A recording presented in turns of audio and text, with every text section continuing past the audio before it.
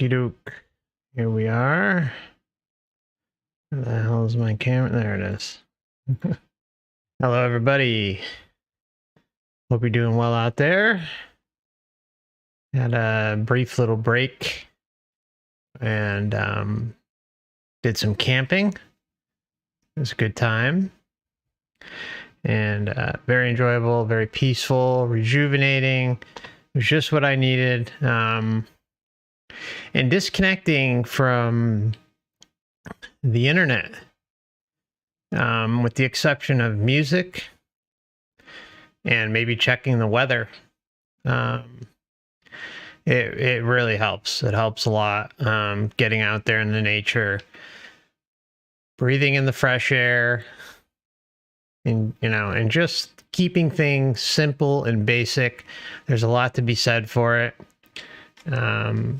And with summer ahead of us, I suggest, everyone give it some consideration. It can do a lot of good in your life, and just give you that. No Sasquatch now. No Sasquatch. Anyways, so yeah, that's all. I just wanted to mention that again really quickly. Just how nature does heal. It doesn't just destroy, but it heals. So, yeah, that's it. So welcome back to Forever Conscious Research Channel. I hope you're all doing well out there. And really quickly before we get started, just want to give a heads up on a couple things going on this weekend. Saturday, the 25th of March. Saturday, the 26th of March.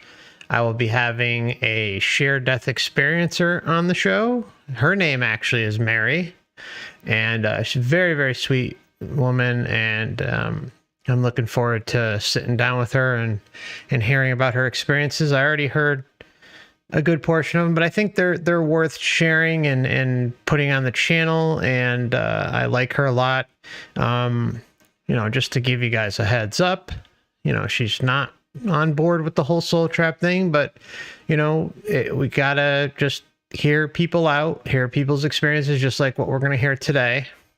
And can't forget that there are a lot of very good hearted spirits out there who are just trying to figure things out, just trying to live their lives. And I respect Mary and whatever position she's in right now, and hope down the road, maybe in this lifetime, she'll figure it out. But, we've all got friends and family and all these experiences that we go over who, everyone has their point of view, and we just have to respect that. And, but we can learn from it, right? I mean, that's kind of the whole point, is that we're learning from all these experiences that we listen to, and it's always important to keep that in mind. Without them, I don't know where I'd be. So, all right, so that's the 26th at 3 p.m. Eastern Standard Time. There isn't a link up yet, but I should have one in the home section of the channel by Friday afternoon, which is in a couple days. So that would be the 25th. And I'll also have on the 25th a link to our monthly member streams for levels 2 and 3. That will be Sunday the 27th at 4 p.m. Eastern Time. So any members out there, levels 2 and 3, we have our monthly live stream together on the 27th at 4 p.m. So that gets all that out of the way. And let's get into this. This is a great NDE. It really is. And just, I mean, she acknowledges that near-death experiencers go through she even says it, the veil of forgetfulness. And then she also talks about how a person comes up to her, I think the day before, the NDE, I believe, or this specific testimony was given in 2014. And I guess someone, if I recall, I think it was like the day before, they came before her and said, what if this is all a trick? What if it's just all in an effort to keep us here, or something like that? So the soul trap question is actually posed to another near-death experiencer. And of course they laugh it off. Ha ha ha, big funny deal, blah, blah, blah, right? just as we'd expect. But, you know, the question was being asked, so we gotta tip our hat for her to be able to ask that. But I mean, how funny is it that the veil of forgetfulness is mentioned in this, and yet, well, you'll see. Yeah, that's all ignored, right? The veil of forgetfulness, just throw it out the window, no big deal. All right, so here we go, my friends. Let's get into this one. And you know, I'll get you the name of the organization. There's been quite a few NDEs that have come out of this place, and I apologize for. Let me see if I have it. Oh yeah, here it is. Okay, the place that this is being held is, I believe, in Oregon or Washington State, and the name of the place is Fellowship of the Inner Light. Fellowship of the Inner Light. So I mean, you know, I appreciate them sharing this with us, but just saying, you know, they have the light right in it. So, all right, so here we go. Let's get it going. Thank you for your patience again, and it's great to see you all. I see many of you out there, and looking forward to this. So let's go. Good morning. Good morning. Oh, nice group, nice energy, wonderful. I'm always pleased to be able to introduce one of our near-death experiencer speakers, and she's a native Virginian that we have with us today, and grew up here, then went on to chiropractic school. I apologize. Yes, this church fellowship, whatever, however you want to classify it, is out of Virginia. My apologies. I was thinking of another one I was looking at. And grew up here, then went on to chiropractic school, doctor of chiropractic medicine, and trust me, any medical doctorate degree doesn't come easy. Okay, and I'm sorry, I don't mean to interrupt it this early again, but it just has to be said that you're going to hear pops throughout this, some sort of feedback that I tried to remove it. Perhaps you may not be hearing it because I put things through this filter to make it sound a little better, but I mean, I hear it on my end, so I don't know if you guys hear it, but it goes throughout most of this video, so just letting you know. School, doctor of chiropractic medicine, and trust me, any medical doctorate degree doesn't come easy. And as I'm in my 4th of 6 years, and one who had a near-death experience that changed her life. She has a wonderful story. She heals.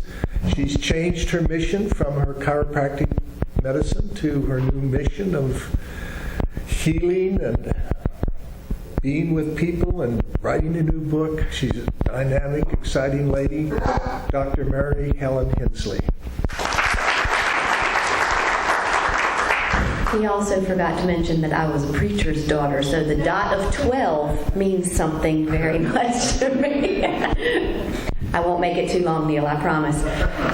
I am so excited to be here, and I cannot tell you, just coming into a space like this, that the atmosphere that you all have created collectively as a group and a family, as an outsider coming in, please let me just acknowledge that. That's just such a great achievement. It's so special.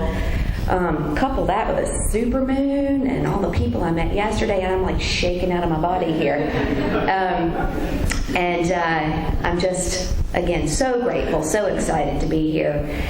And it was funny, I was thinking as I walked in the door, what am I going to say? Because I'm used to talking for very long periods of time. And, 30 minutes I can kind of introduce myself and say my name. So what could I say to you that would be effective and powerful and hopefully inspirational to you? And it was funny because something happened to me on the way in the door. On the way in the door, something happened. And I ran into one of your pastors, David Solomon, and I had an interesting experience as I entered the doorway. In the little alcove there. David Solomon. There's some pictures. And I walked in and I went, I met that man yesterday. And Gary went, no, you didn't. And I went, yes, I did. And he goes, he's not with us anymore. And I went, yes, he is. And this would be a quite regular occurrence in my life from the time I was a child. And it's very interesting. Recently, as my children begin to grow and start to express their gifts, something that's been happening to us a lot lately is people are coming in the flesh. There's one thing about seeing someone in a spiritual sense and seeing the energy or the light or having a mental impression of somebody coming back to visit. We've been having a lot of experiences lately where they're coming in the body. I'm like, she was wearing shoes, she had on a t-shirt. I'm serious now. And this happened to me yesterday, and I met this man. He walked up to me, he hugged me, and he said thank you. And he thanked me for today. And now I understand why. I got it, dude. I'm on it.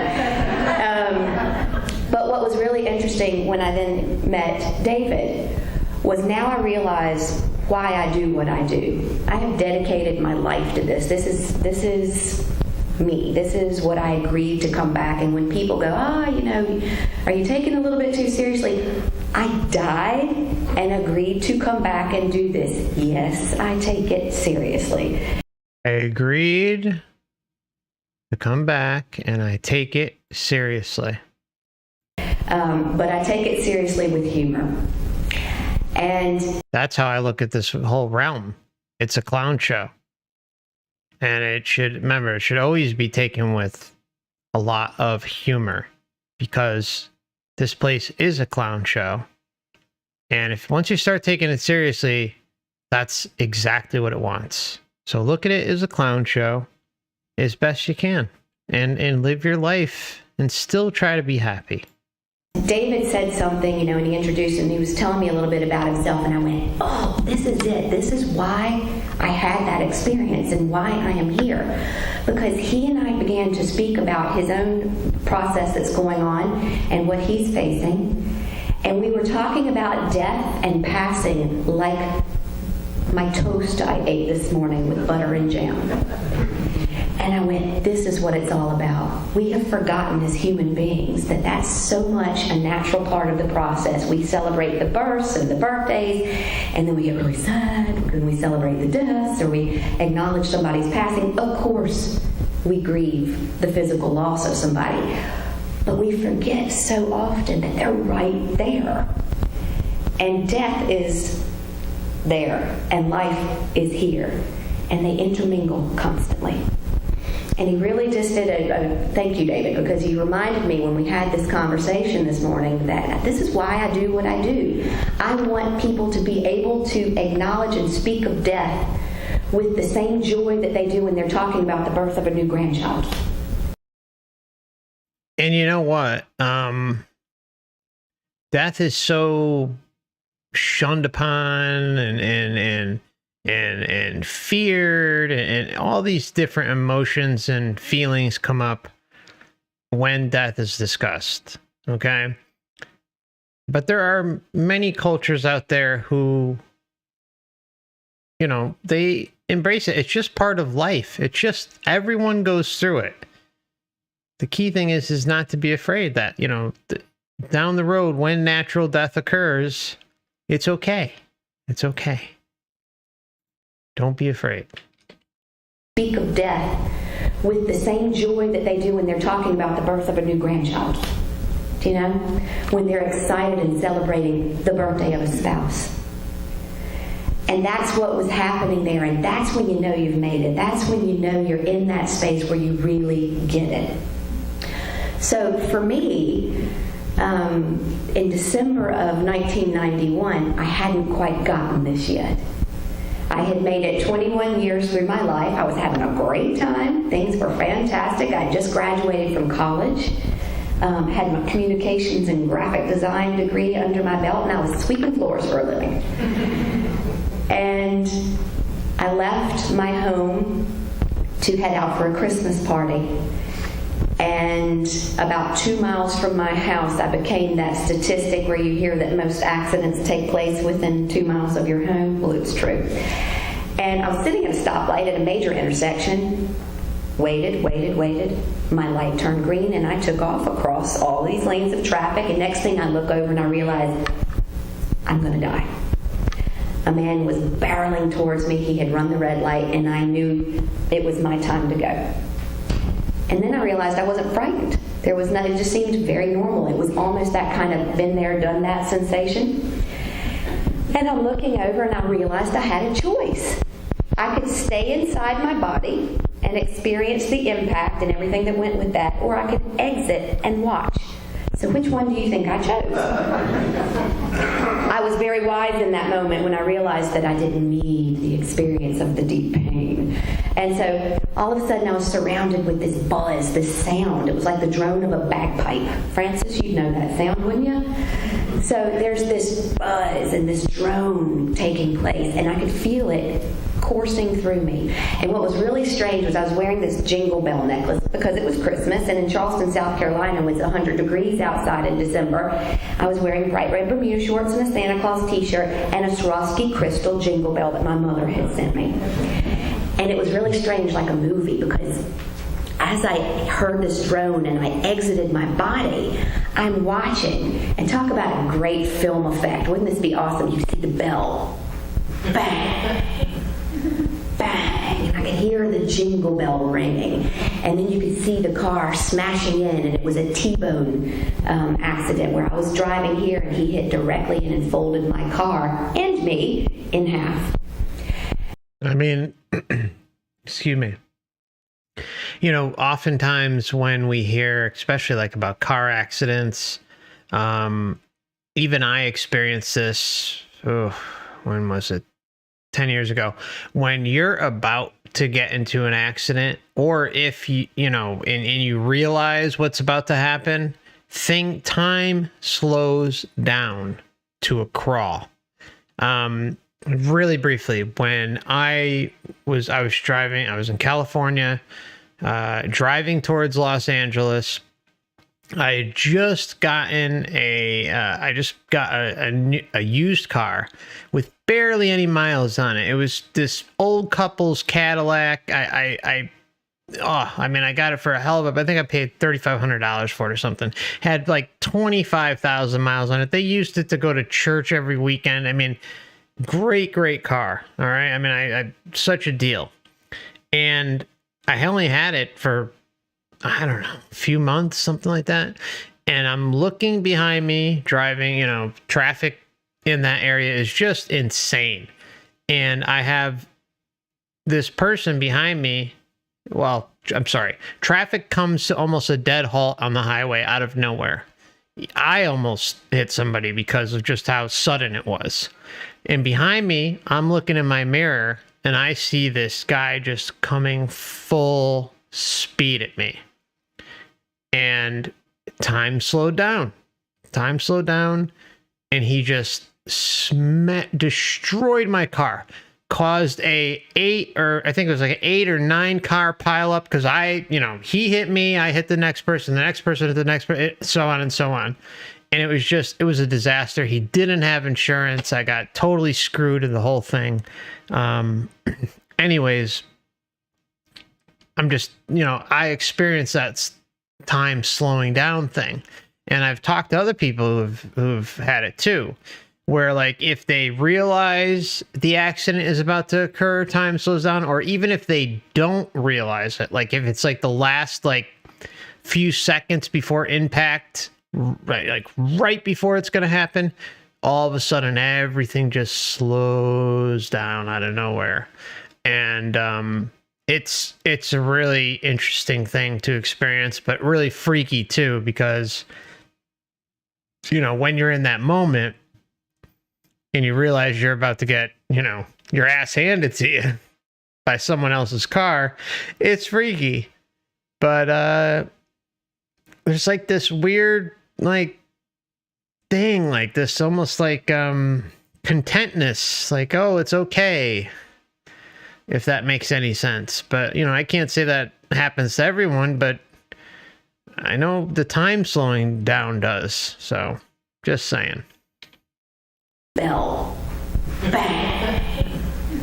Bang. And I could hear the the jingle bell ringing, and then you could see the car smashing in, and it was a T-bone accident where I was driving here and he hit directly in and folded my car and me in half.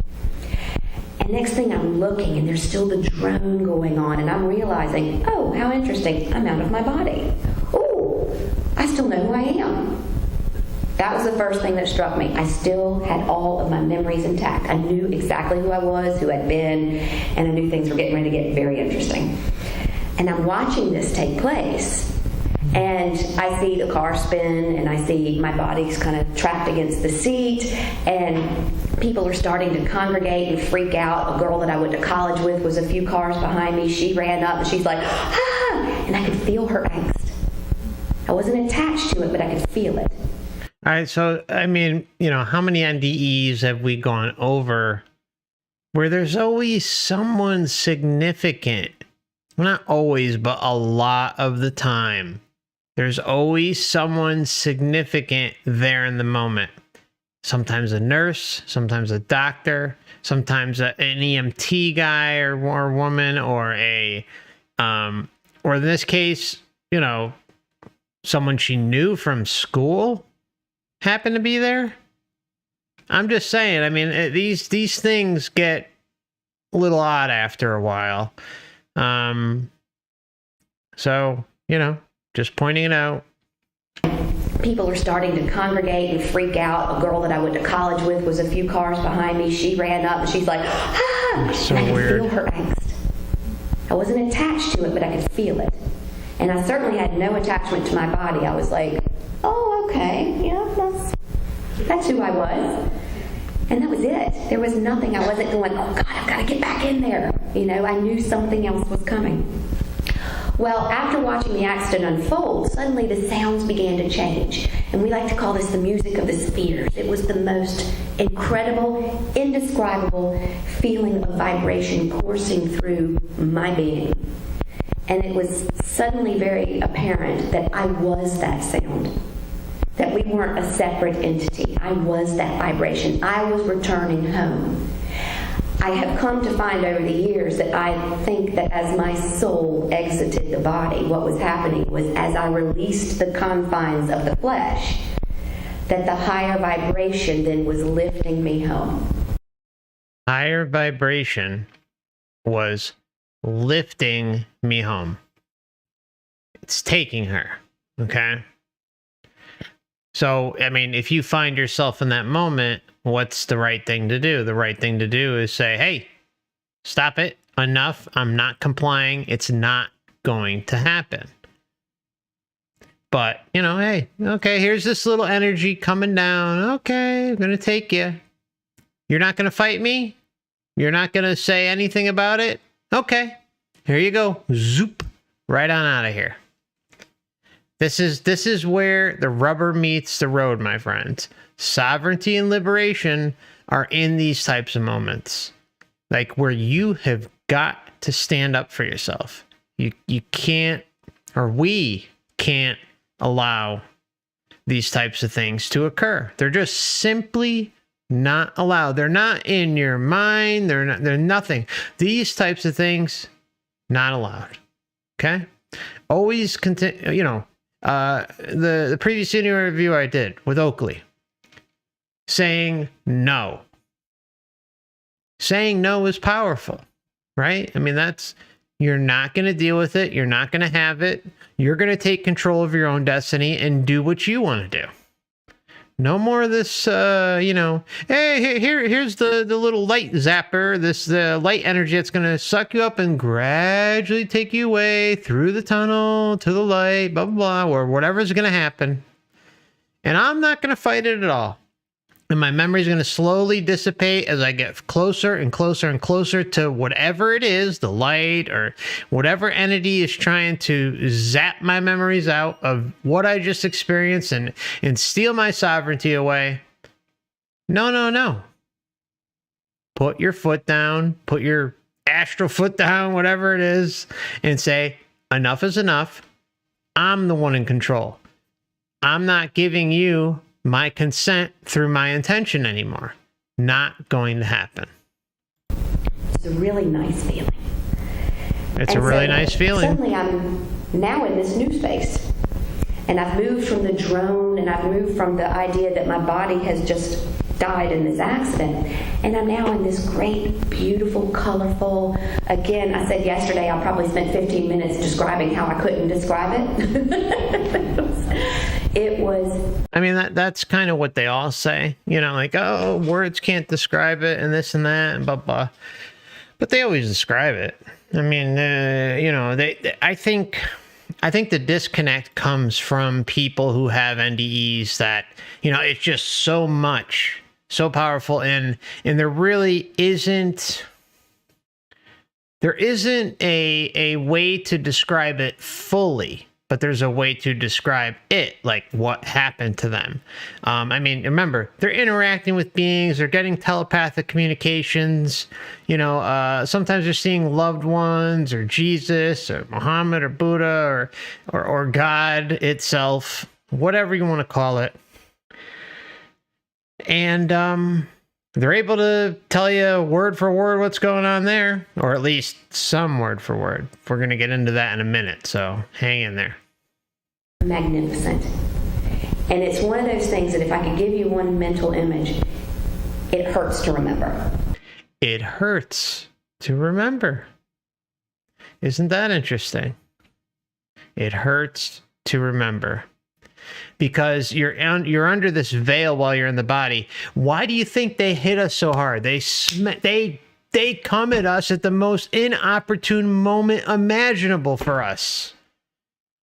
If everything was on the up and up, seriously, this is the type of thing that gets me flipped out, going crazy. All right. If everything was on the up and up, why are they so, you know, just there immediately, boom, boom, boom, trying to just take your sovereignty away?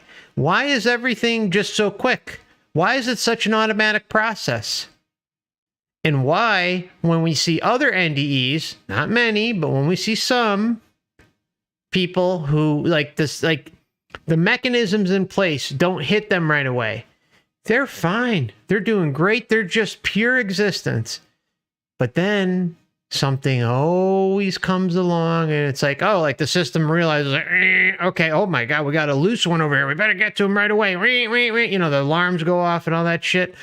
And then they just suck them up, you know, or they go towards something, or they go along with something. They see some vision or something they feel is legit, and it just all falls apart.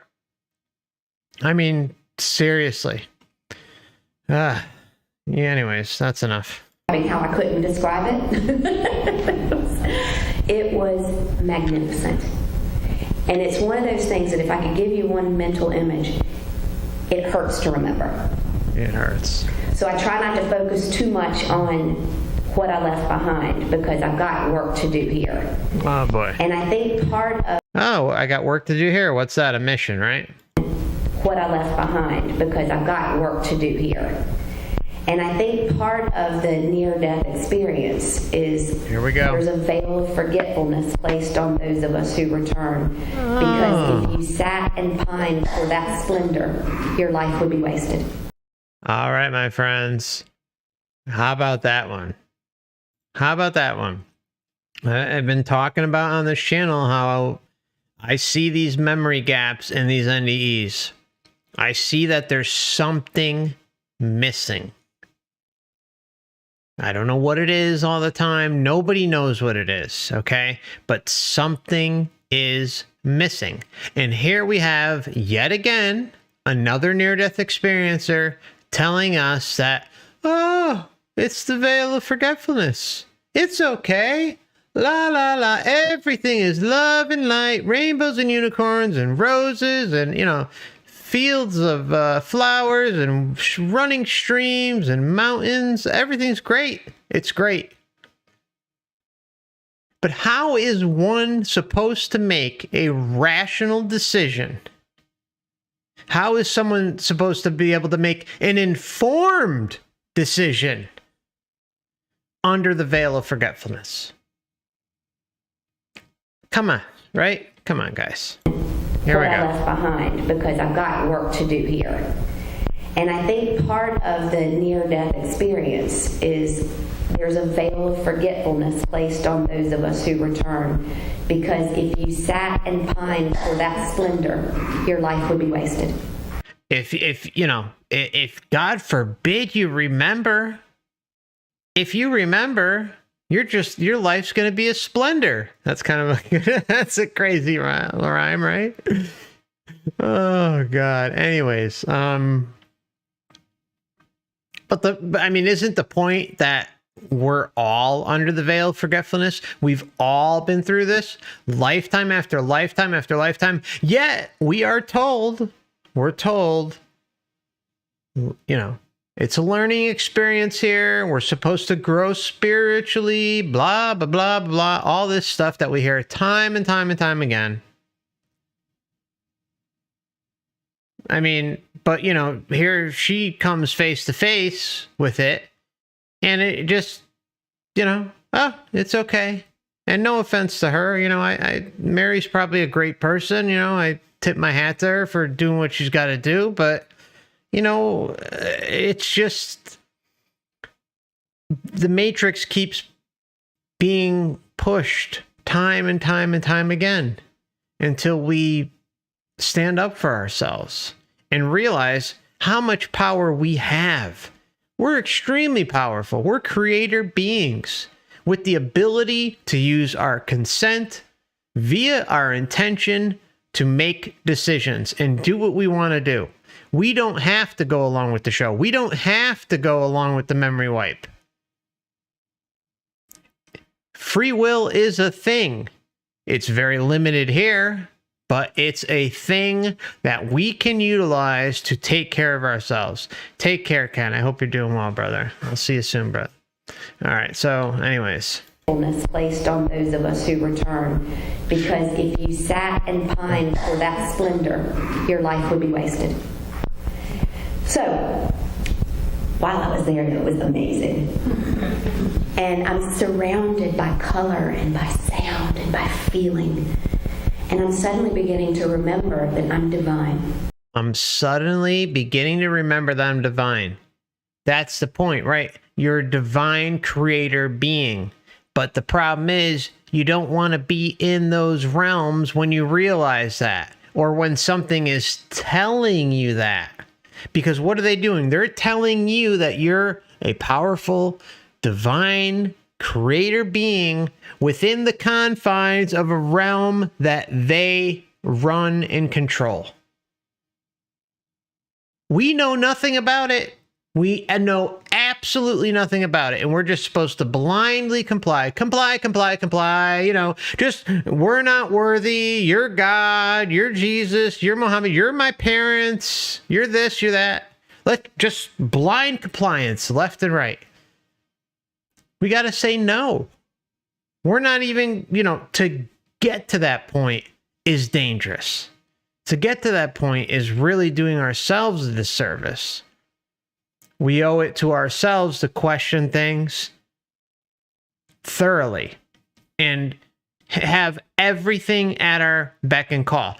By default, being human makes it so you do not have that. So we do not have that ability to make an informed decision with all of the information present.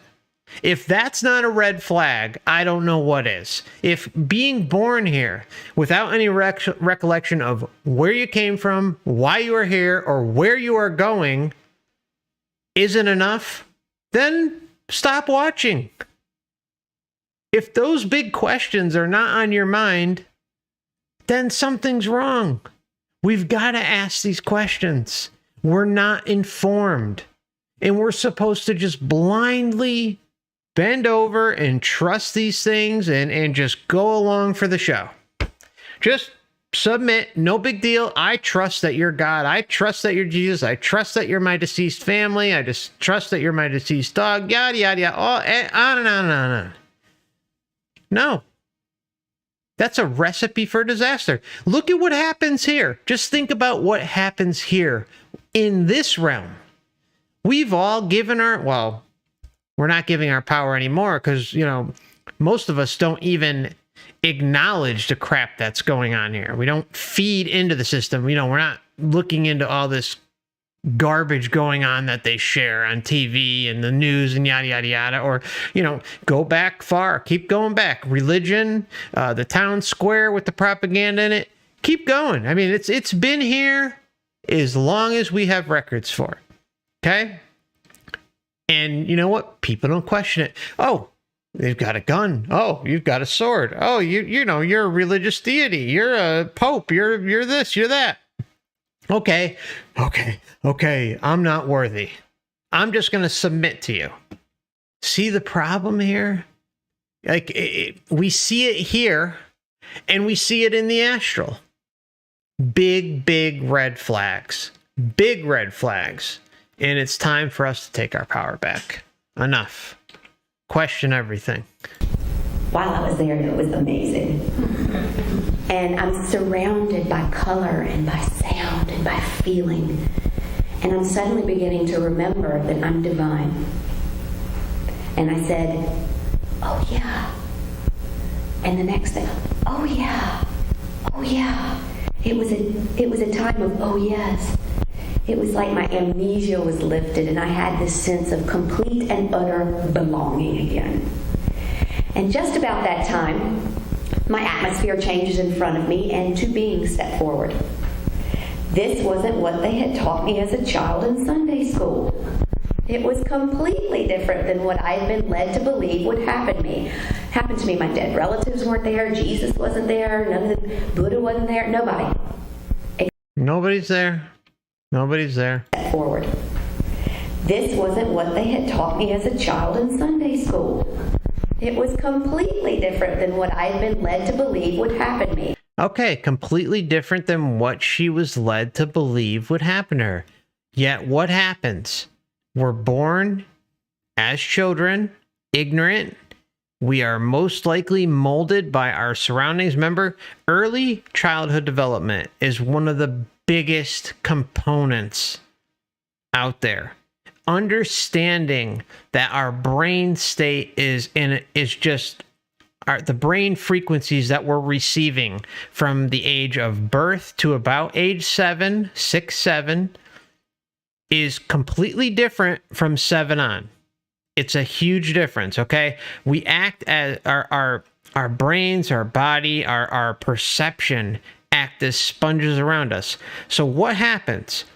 Our parents and our teachers and our loved ones and everyone in it, our friends, parents, everything around us, we're just sponges for information. We take in over and over. And then that helps mold the majority of us to not ask questions, to be a certain way from age 7 to death. Then you add in something like propaganda, religion, education, all this stuff that comes piling in at a fever pitch to try and win you over, to try and control you as best it can. It's a recipe for disaster. Recipe for disaster.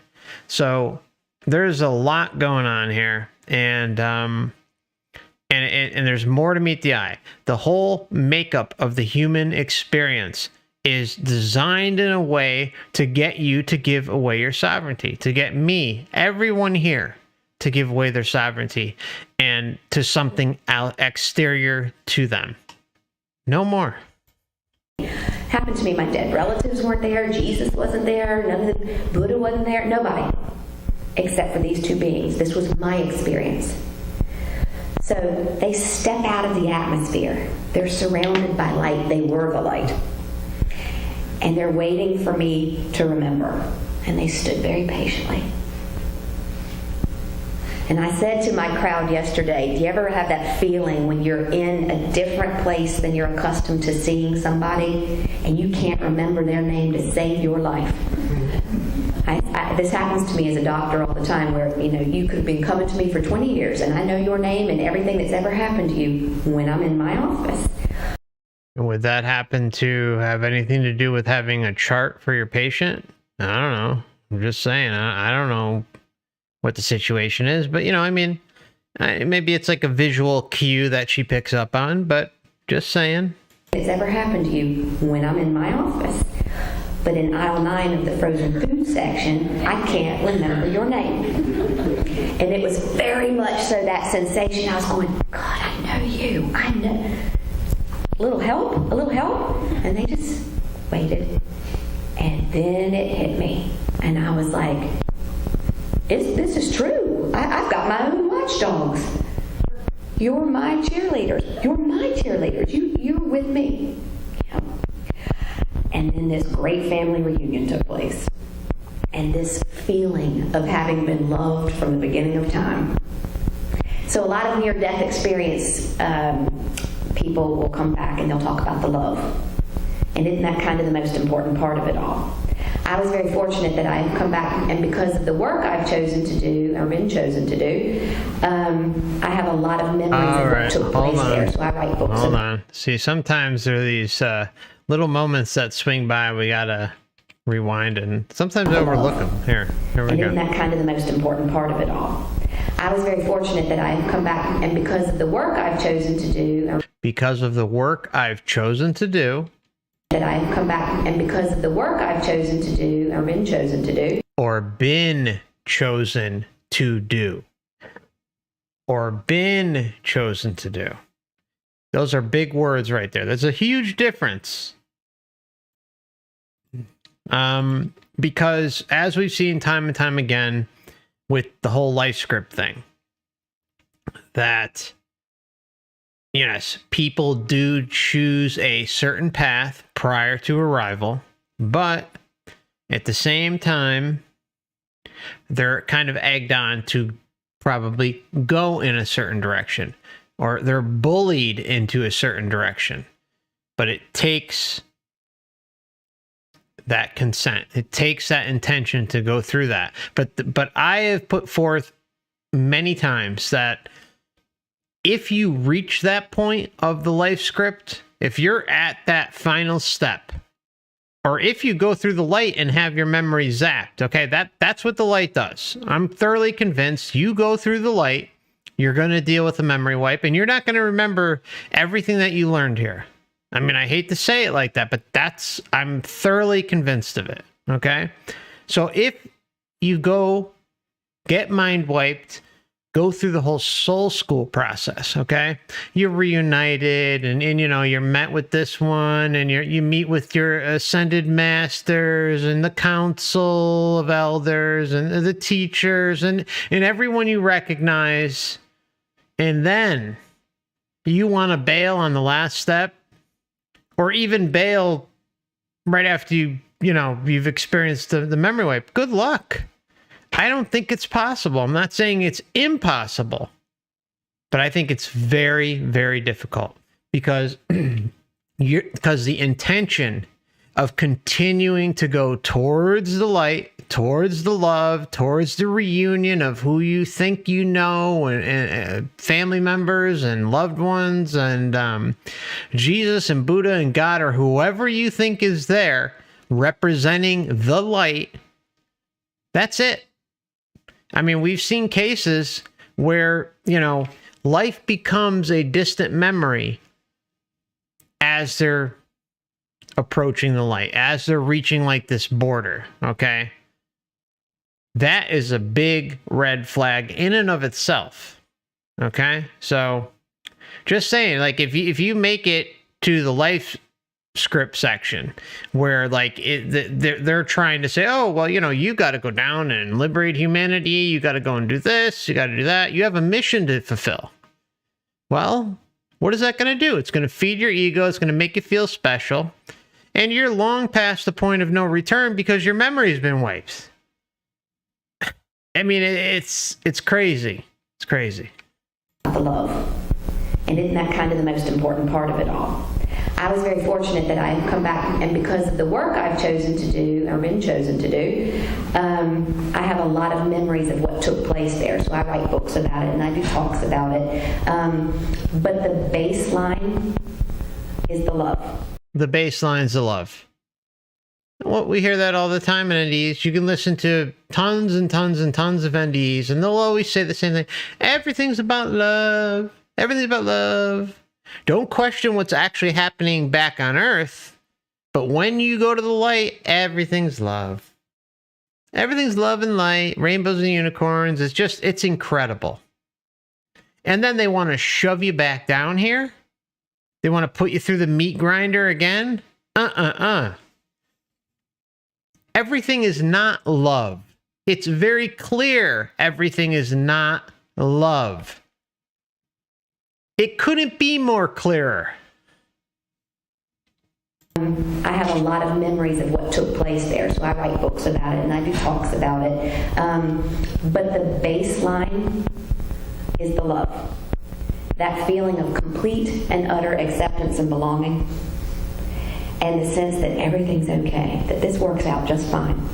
And I don't care what you believe today or what the people you think should believe this way are believing, or what you used to believe in another lifetime, it all works out okay.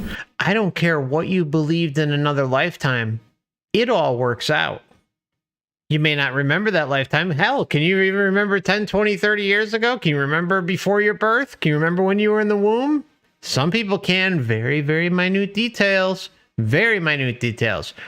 And what seems to happen time and time again with them? They push the matrix. They push the system time and time again. Now, not to any fault of their own. Okay, again, I have no problem with Mary as a spirit. I have a problem with the manipulative tactics that have been placed upon her by outside forces that she is unaware of or refusing to acknowledge. Because everything is not love. It just is not. This realm is living proof of it. Believe today, or what the people you think should believe this way are believing, or what you used to believe in another lifetime, it all works out okay. Doesn't work out. A man out. walk up to me yesterday after the talk, and he goes, "You know, if everybody gets to go, because everybody gets to go. Everybody gets to go. If everyone gets to go, what's the point?" Yeah, that's what I asked. That's the main trailer of my video. My channel, the main video is what's the point of all this? Because everybody gets to go. If everyone gets to go, what's the point? Why even do it? And I went, really? Is that really how you feel? And he goes, well, what's the point? What's the point in the exercise? And I'm like, the whole idea that you get to come here and forget that and find your way back is the ultimate board game. Do you know? It's the ultimate board game. You get to find your way back. You get to forget everything and get lost here while all this nasty crap is going on to keep you here. Come on. Here and forget that and find your way back is the ultimate board game. Do you know? And I think you get to do it with all these strange preconceived notions, and then you get to do it with the influence. Anybody in here influenced by their parents growing up? Or their parents' choices or mistakes? I mean, what was I just talking about? Early childhood development. It's passed on generation after generation after generation. What your parents and your parents' parents and on and on and on learned within the matrix system is what molds most people. To not ask questions, to not scrutinize the realm that they live in, to scrutinize the system that they live in. Preconceived notions, and then you get to do it with the influence. Anybody in here influenced by their parents growing up? Or their parents' choices or mistakes? Anybody have their perceptions of the world formed by adults who are just as crazy as you are? You know, we forget that. The ideas that we have about religion, the ideas that we have about what's proper in a family environment, have all been formulated by people who are screwed up. And that's... Yeah, people are screwed up. And who gives the screwed up system to our parents and our parents' parents? The system. And again, I will say this till the day I die. We have no evidence whatsoever of some sort of utopia that has existed on Earth. Okay? Some sort of like, oh, everything's free will. You have full access to your memories. Everything's great. There's no war. Everything's peaceful. You're just here for the experience. Earth wouldn't be that bad if we were just here for the experience and it wasn't so toxic and ridiculous and brainwashing, and that the human body and the brain and the whole system and everything was crammed into this vessel, this meat suit, to drive us in a certain direction, to be able to be easily manipulated. Okay? Some people say, oh, well, just because, Tartaria buildings, they were lined up, in the ley lines. So Earth was amazing. That was a different time. I'm sorry. I disagree completely. I think it's complete bull. Just because something looks nice, it's fancy, it lines up on some ley lines and yada, yada, yada, that everything was, hunky-dory. No. I refuse to believe that. That is someone's opinion, and there's a lot of them out there who talk about that, and I completely disagree, because there is absolutely zero evidence of such a thing. Earth's history shows a very clear picture. It shows control, manipulation, robbing of sovereignty, and total manipulation across the board from birth to death. Those days are over. Call it out for what it is. Don't be afraid to call this out for what it is, because you're experiencing it. We've all experienced it. Oh, I don't want to offend anybody. I'm sick of that crap. Just call it out for what it is. Just as crazy as you are. We forget that. The ideas that we have about religion, the ideas that we have about what's proper in a family environment, have all been formulated by people who are screwed up. And that's what makes us so glorious, that we're all beautifully screwed up in some way or another. And I can offer my screwed upness to you, and you can offer your screwed upness to me, and you give me a whole new filter in which to view my life. How could there not be purpose in that? Isn't that awesome? How could there not be purpose? How could there not be purpose, right, guys? Let's hear that one again. Offer my screwed upness to you, and you can offer your screwed upness to me, and you give me a whole new filter in which to view my life. Yeah, but is that filter going to help liberate you, promote sovereignty, or is it going to keep you contained within this system? Those are the questions. Because most of what I see out there is pretty clear. Distraction, distraction, distraction, distraction, distraction. Oh, you don't want to buy into politics? Well, okay, well, here's some anti-politics thing. Or you don't want to, like this music? Well, here's another genre of music. Here's another episode of something on TV. Here's one religion. Here's another religion. And it goes on and on and on and on and on. Everything is designed and compartmentalized to suck us in and get us to believe within the system. And unless you are living your life questioning every single thing you run across that is thrown your way, you're just the sitting duck for this system. It couldn't be more clear, right, guys? I mean, it's so obvious how it's set up to just steal our sovereignty away. Oh, I believe in the government. I believe in this. I believe in that. Oh, okay, yeah, blah, blah, blah. Okay, you want to go to a concert? You want to go watch sports? Some assholes playing on a field? Go for it. Go ahead. Here, pay $100 a ticket. Inflation's going on. Yeah, don't do anything. No big deal. It's all right. No big deal. Send everyone to the poorhouse. It's okay. And that's just our modern times, right? That's just our modern times. So, fuck this place. Offer my screwed upness to you, and you can offer your screwed upness to me, and you give me a whole new filter in which to view my life. How could there not be purpose in that? Isn't that awesome? And so, 21 years in my life, all I had been doing to use a lifelong set of gifts, which was I'd always been able to see dead people. I see dead people since I was a child. And I'd always been able to have prophetic dreams. I see Matrix agents. Doing to use a lifelong set of gifts, which was I'd always been able to see dead people. I see dead people since I was a child. And I'd always been able to have prophetic dreams. I would dream something, it would happen. And I always knew when somebody was going to pass. And I could see the auric field, So this was my life growing up. Try growing up in a Southern Baptist minister's home with these abilities. So we kept them quiet. But by the time I turned 21, all I was doing with these abilities was I was a cheerleader in college. Surprise! And my roommate and I would go and I would write the score down to the basketball game and I'd stick it in an envelope and put it in my underwear drawer and we'd go and we'd cheer at the game. Then we would come back with a group of friends and we'd open up a beer and we'd sit down and open the envelope and go, that's so funny. This was the extent of my service to humanity.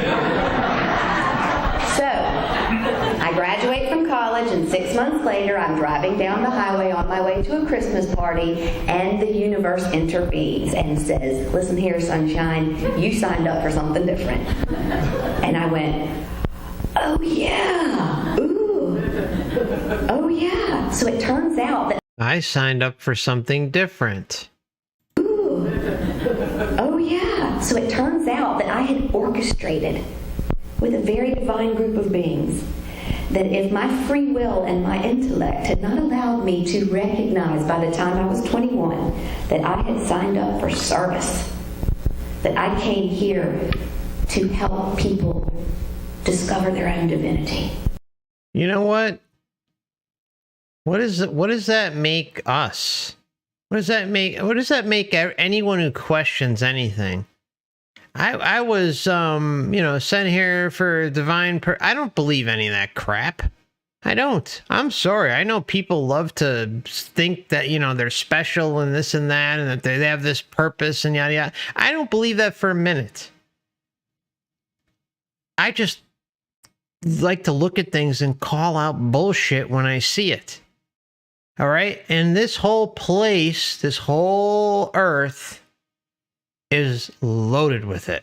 It's jam-packed to the brim with bullshit. Okay? When you start to go down the roads that I know many of us have gone down, where it's just lie after lie after lie after lie. Why so many lies? Ask yourself that. Why are we lied to on such a grand scale? Unless there's a reason for it. Then I think about when I was younger. I think about, going through the Catholicism. Oh, the horrors, okay? Going to Sunday school to please my fucking grandmother, okay? The nightmare that it was, okay? I hated every minute of it.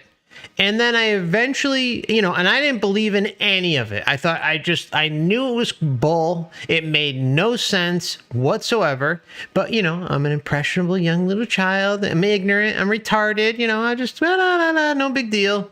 And I just go along with the show to please other people. Why? Why did I do that? Why did it didn't last long. I don't know. I one of the pinnacle moments in my life, and I'm not going to ramble on too much, but one of the pinnacle moments in my life was where I actually stood up for myself. Was a couple weeks I think it was a couple weeks or 2 or 4 weeks before my confirmation. Okay. And I went to my parents and I said, I'm not going to confirmation. I'm not going to Sunday school. I'm not going to church anymore. It's not happening. And my parents are like, okay. It's okay. You don't want to go, I understand. But can you just at least go to your confirmation for your grandmother? And I said, no. That was That moment is stitched in my head like a sore thumb. That was probably the turning point for me standing up for myself and saying, I'm not going to deal with this crap anymore. Okay? It was huge. It was huge. And because, like, you know, you go through how many years of just endless dribble and I used to fake sick to skip church and Sunday school. That's how much I hated it. Okay? And I did the same thing with I actually went to like this camp during the summer, and the bus would pick us up, but we'd be, you know, the camp wasn't that bad. Okay, I mean, you got to do some cool stuff. That, you know, I had fun. There was like nature camp. It was cool, but at the same time, like, I had to sit on a bus during the summer for a couple hours. I was like an hour and 45-minute drive to get to the camp every day. Now imagine getting up in the summer, you know, you don't have school, you need sleep, and getting picked up at something like 6 a.m. or it was horrible. Okay, we had to be there for 9. I remember getting up at like 6 a.m. and I had to be there. And I would fake sick for that. Even though I kind of enjoyed it, I just, it ate away at me. All right, you know, I don't want to drone on too much, but the point is you stand up for yourself at some point in your life, and you say, enough is enough. I am going to stop complying, and I'm going to ask questions and do my own thing. So, you know, oh, I hurt my grandmother's feelings for not going to confirmation. Okay, well, she'll fucking get over it. Tough shit. You know, sorry for the language, but it's just like, you know, it's like I look back at those moments and they were pinnacle moments of me standing up for myself without a clue in the world as to what the heck was going on here. Without a clue. Just, I had enough, put my foot down and said, enough. And that's where I'm at with all this stuff. Like, you know, I know tonight I'm kind of raging and ranting and all that stuff, but you know, when are we just gonna say enough of this crap? Enough. Nothing lines up. Nothing. Not a damn thing lines up with what is projected to us exterior or in the exterior world. Okay, everything that they want you to be distracted with does not line up with what is actually happening. And until you stand up for yourself and question yourself and question what's around you and how everything is about perception management. Perception. If the system can zone in on our little brains and suck you in and get you distracted by something, it wins. And then when you have the two working in unison, you have the earth realm, you have the astral realm, and when they cross over, they work together in unison. You're under the veil of forgetfulness on top of it. It's the most diabolical thing you can ever imagine. I mean, when it becomes crystal clear how this whole thing works, it blows your fucking mind away. I mean, to this day, I look at it and I am just dumbfounded at how amazing it is, how well thought out it is. And I don't like to give this anything credit here, but I'm sorry. You think about it. We're all creator beings, okay? And the only objective, the only tool it has is to deceive and manipulate. That is it. That's it. So our power is just like, they're like a fart in the wind. You know, send that fart back into the astral and just say, enough. I'm not going to deal with it. I'm doing my own thing. I'm going to question everything because that's my right to do so. And nothing lines up with as it's advertised here. And then we go to the astral, we buy all these NDEs, we buy everything that's being pushed and say, oh, okay, all right, okay. It must be the truth. God exists and this and that and all these things, you know, my dead relatives are there. Look, it's a big show. Yeah, okay, sure. To reconnect with that part of them that has been lost through time. And that if I wasn't doing that, I was going to have a really big in the rear. Yeah, I gotta pull. Which was the car accident. So I now spend my life talking to people like you and going, hey, just remember that you're divine and you don't have to die in the car accident. This is what I do. And so this is why I had that experience. And the near-death experience, you know, it's an interesting title. Near death, it is death. Did I die? Yeah. Death is but the doorway. And it's such an integral part of our living world as well. And it was such a great reminder, the very same way that an illness can come into our life, to open our eyes and go, do you think you need to be paying a little bit more attention to yourself? Okay. An illness comes in and says, you know, knock, knock, knock, you know, hey, I'm here. Do you think you need to be paying a little more attention? It's not that cut and dry. It's not. It simply is not that cut and dry, okay? And, you know, I have a big problem with how that's just, you know, thrown out there casually, okay? All right? Come on. Reminder, the very same way that an illness can come into our life, to open our eyes and go, do you think you need to be paying a little bit more attention to yourself and not everybody else's stuff? Anyone ever had that illness? And that's really, really easy to fix. All you have to do is put up your hand, become accountable, take ownership, and you can shift that. I've done it twice. Cancer and I are really good friends. It's such an amazing process. The idea that... All right, yeah, cancer is an amazing process. Okay. Well, you know what? I've known a few people that had cancer. One of my closest friends had cancer, and it destroyed her life. Okay? Destroyed her life. And you know what it came from? Fucking Roundup. Okay?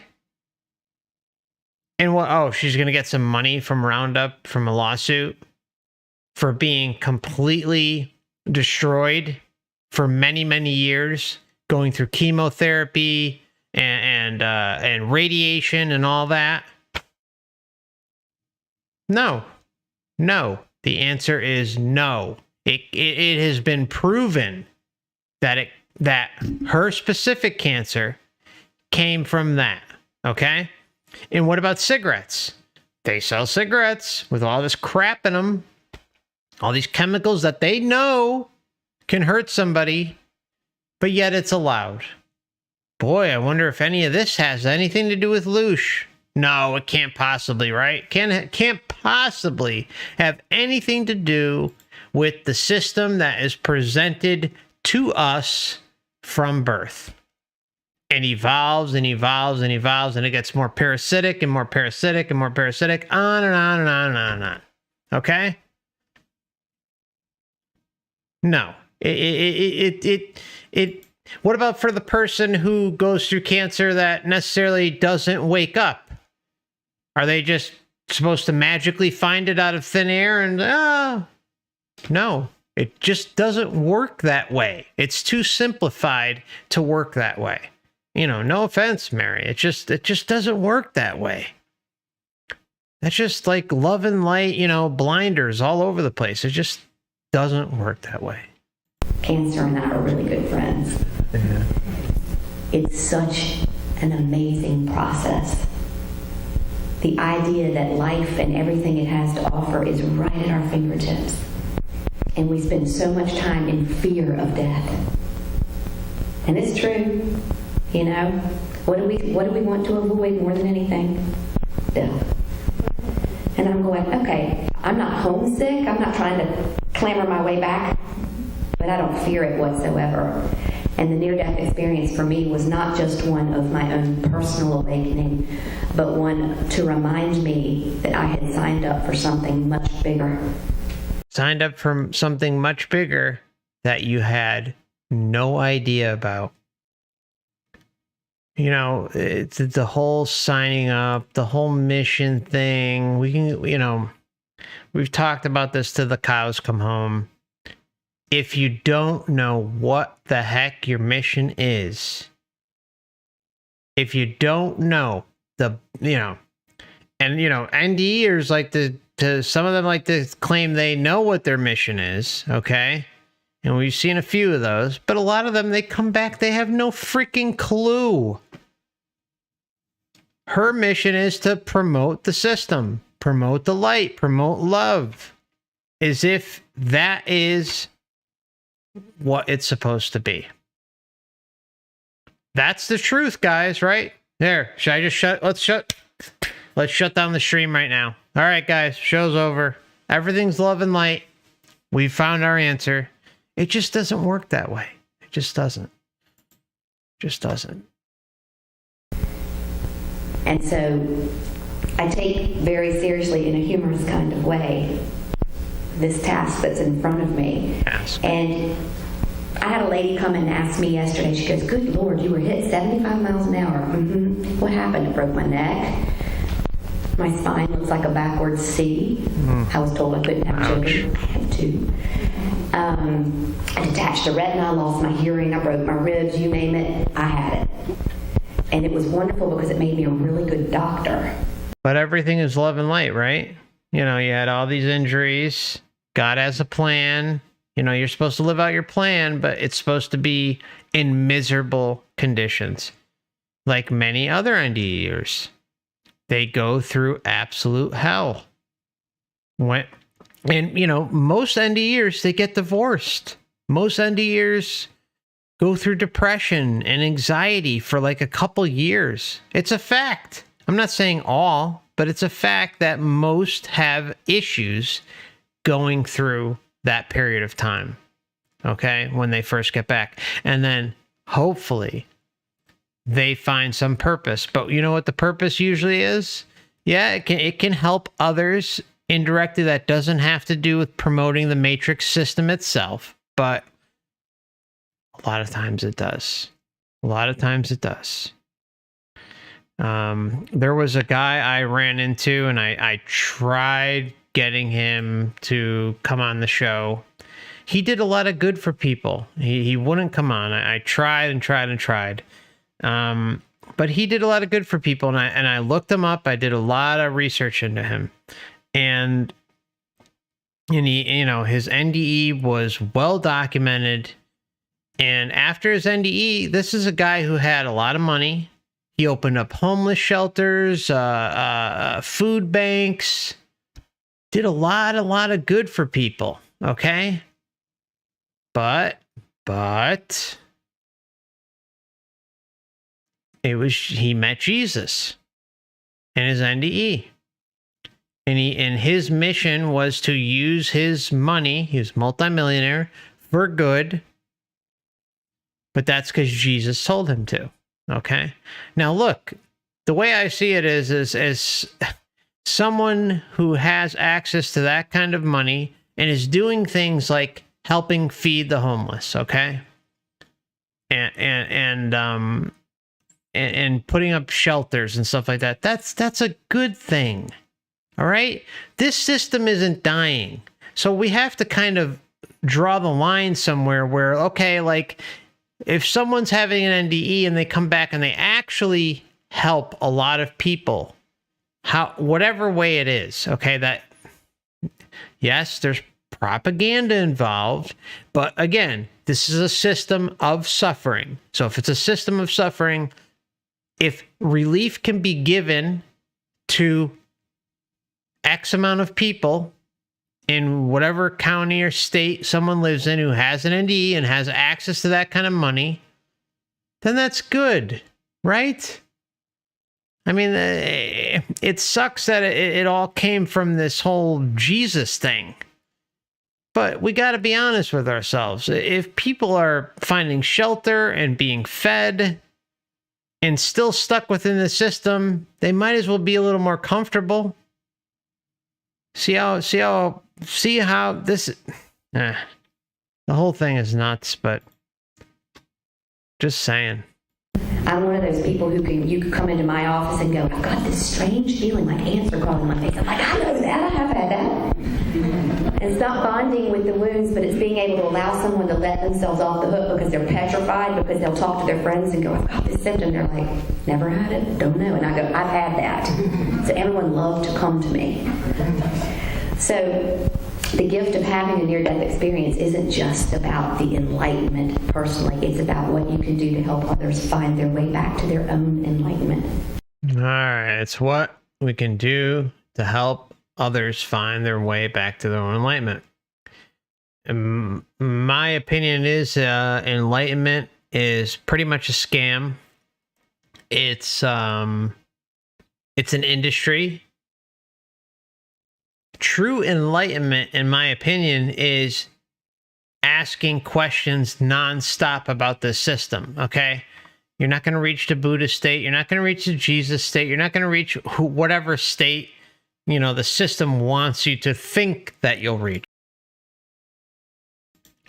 The state that you'll reach is asking questions constantly, putting scrutiny on everything, including the astral, including the afterlife.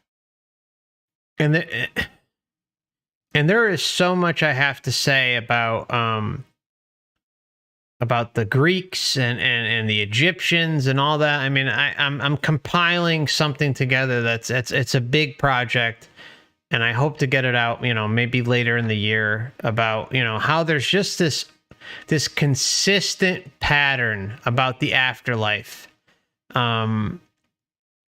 Where people, where older cultures, ancient cultures, experienced similar things, okay?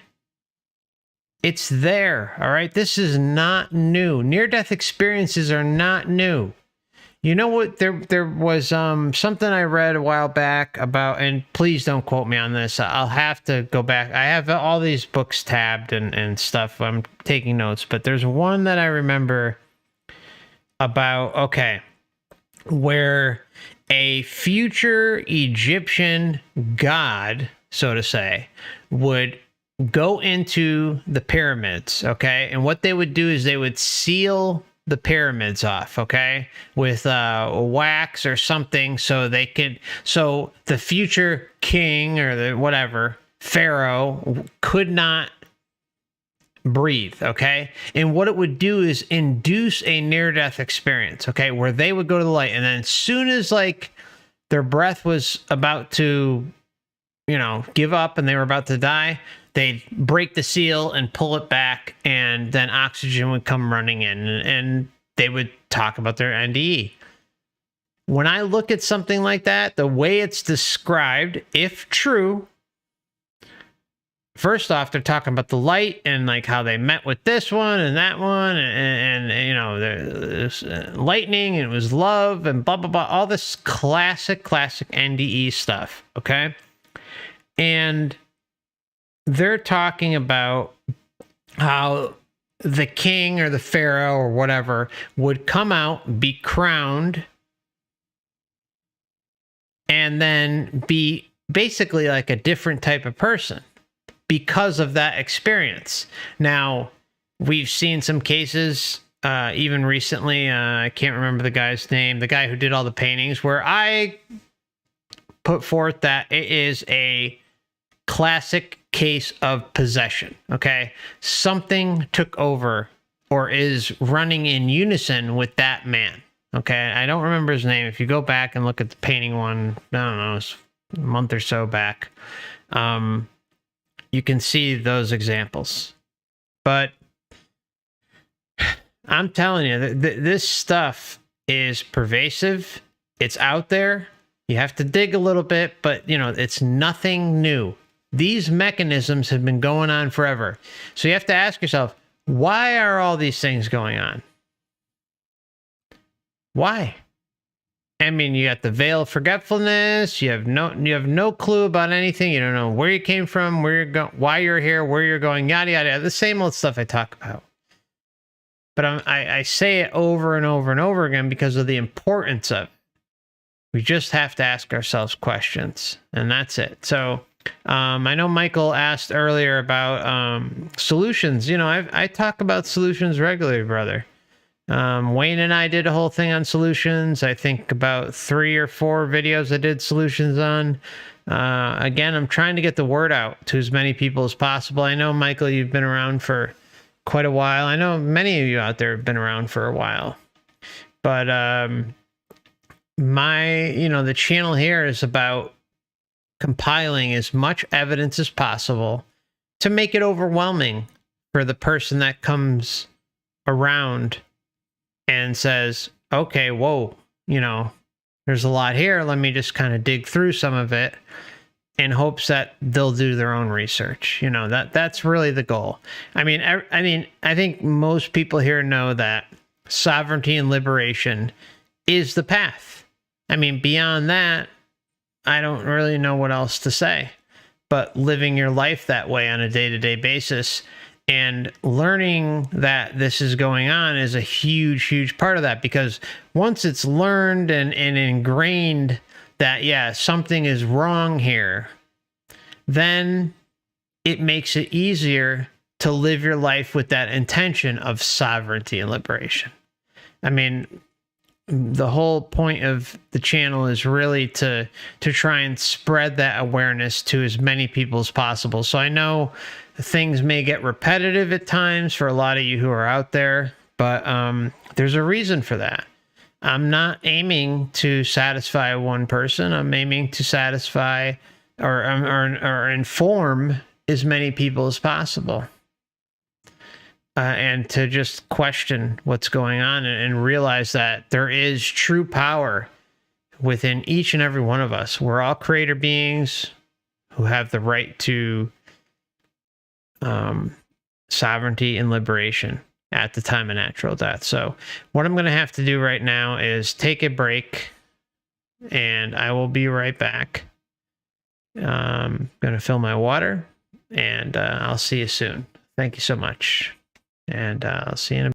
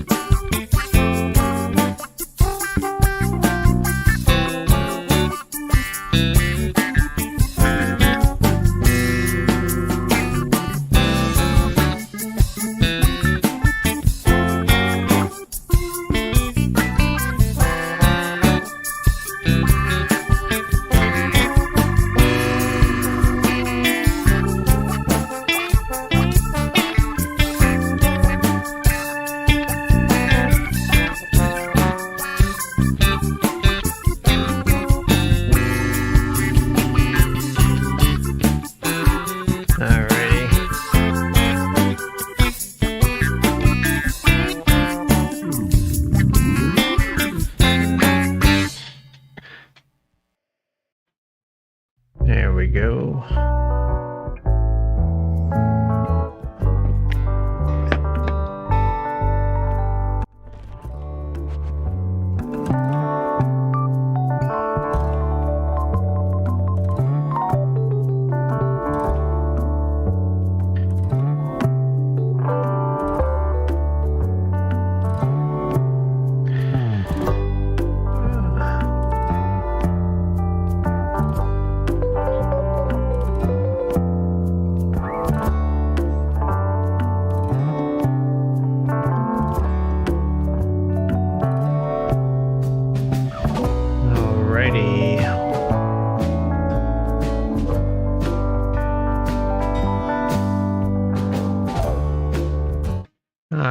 Thank you so much for your patience, my friends.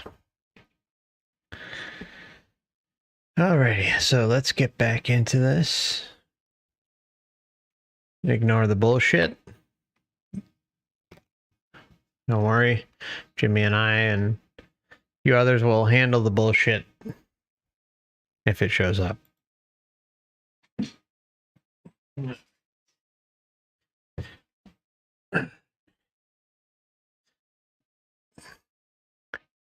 You can tell with a name like that they're very serious about this topic. All right, so let's go. Okay, and shout out to Jimmy for his help tonight, as always. Very much appreciated, brother. Thank you so much. And Anne, always good to see you too. Thank you so much for your help as well in the past. Very much appreciated. Jimmy's taking care of things tonight. All right, let's roll. It's just about the enlightenment personally. It's about what you can do to help others find their way back to their own enlightenment. And that's how I've strived to use it. And I wouldn't change a thing about it. And the lady asked me yesterday, you know, all those symptoms, you broke your neck, you detached the retina, you lost your hearing, you smashed your pelvis, all these things. How do you deal with the pain? And I said, I'll tell you exactly how I deal with it, because it's present every single day. And there's a lot of it. And I wake up in the morning and I go, ugh, and I stretch a little bit, check in with myself. I say thank you for the fact that I'm still in my body. And I go, is this pain bigger than what I want to accomplish today? And that's how I start my day every day. And I put my feet on the floor, and then I walk into the shower, and I say thank you all the way into the shower, because with every step, I realized that I got the chance to come back into the body. Smashed up and crooked as it is, I got the chance to come back in this body. Now, what would happen? What a chance. What an opportunity. If I had chosen not to? Well, I'd have come back in a different body.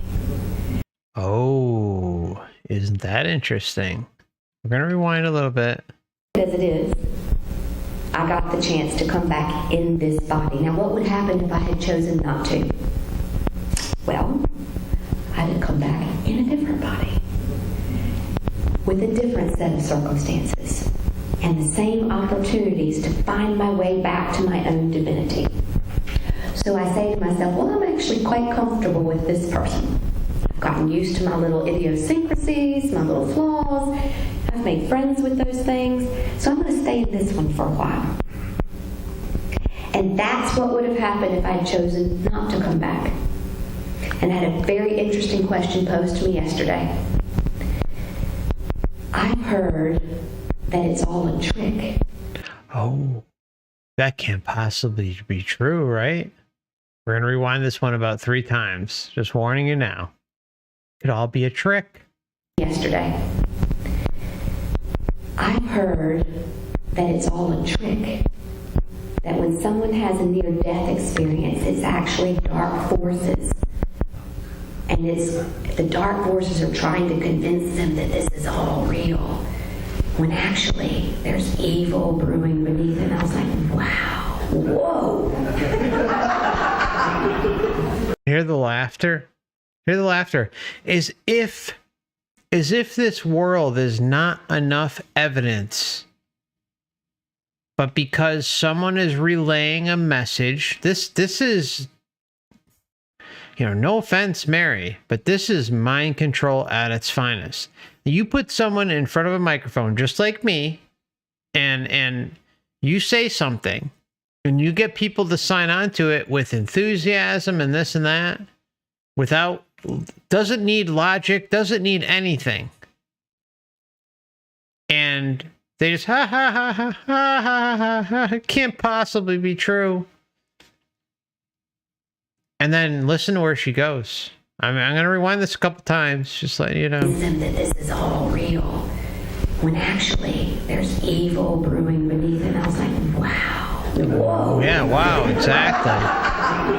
Everyone should be asking that. And I'm like, well, unless the dark forces are into spending every waking moment trying to make people feel good about themselves, trying to help them find the pathway back to the divine, trying to help them learn how easy it is to heal the human form, trying to get them to go out and touch as many people with their own personal stories. All right, there's just so much here. I could pause it every couple seconds and have something to say.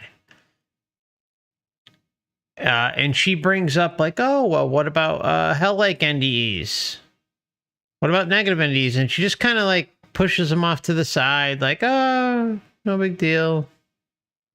This is huge stuff right here.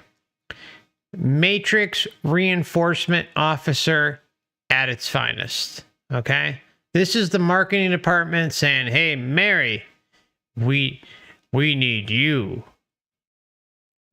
Trying to help them learn how easy it is to heal the human form. How easy it is to heal the human form. But guess what? If you're still living in it and haven't crossed over yet, you're still dealing with it. You're still dealing with this, the whole thing. All right, the attachments to the body, the memory wipe, or the veil of forgetfulness, the not knowing where you came from, why you were here, where you were going, yeah, etc., etc., etc. The average person does not know that, and then the person that thinks they know why they are here for a mission or what have you is being told that. They're being told that, or they have a memory of it that was in agreement with some other entities. See how it just all falls apart. It collapses in front of every single one of us. It's ridiculous. And it's just like, oh, let me just get in front of a microphone and just say everything's hunky-dory, everything's light, love and light, and, it's all love, blah, da, da, da, and it just is what it is. But, you'll find, you'll break from that human form eventually, and you'll understand that it's all love. It's all love. See what, it's just, what? What?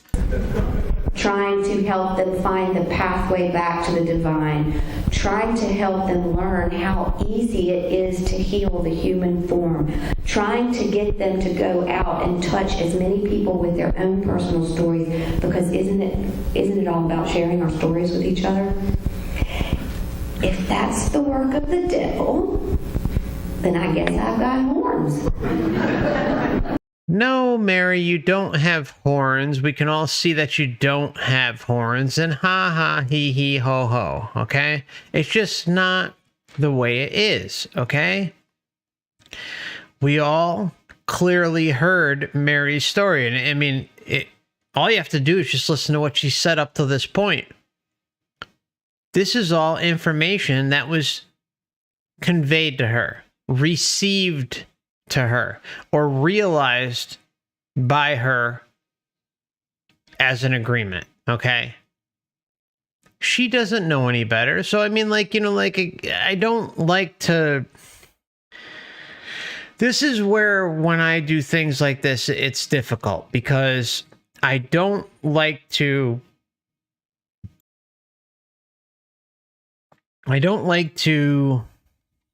crap on people, but I have a big problem with those who prop it up, like many others. I mean, this is just one case of, what, millions probably?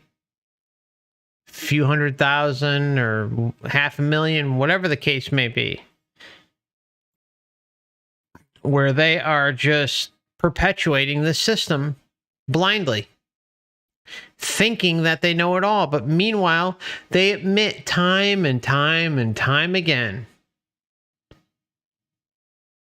how they're interacting with something. They're receiving downloads, or they had these realizations of something. But guess what? They're in the light. Oh, guess what? They're interacting with something and just blindly trusting. Just like people blindly trust in the government, blindly trust in religion. It's no different. They just think they are dealing with whoever they're dealing with. God, Jesus, Muhammad, the family, deceased loved ones, pets. I mean, we say the same thing over. It's like a broken record after a while, but the reason why I keep saying it is to really drill it in to show, okay, inconsistency here, inconsistency here. They all pull together here.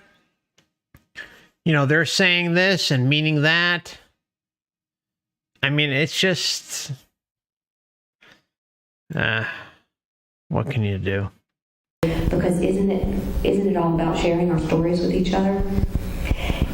If that's the work of the devil, then I guess I've got horns. I guess I got horns. No, it's like, Mary. I mean, what's that quote? I'm sure one of you know it out there. The biggest trick the devil ever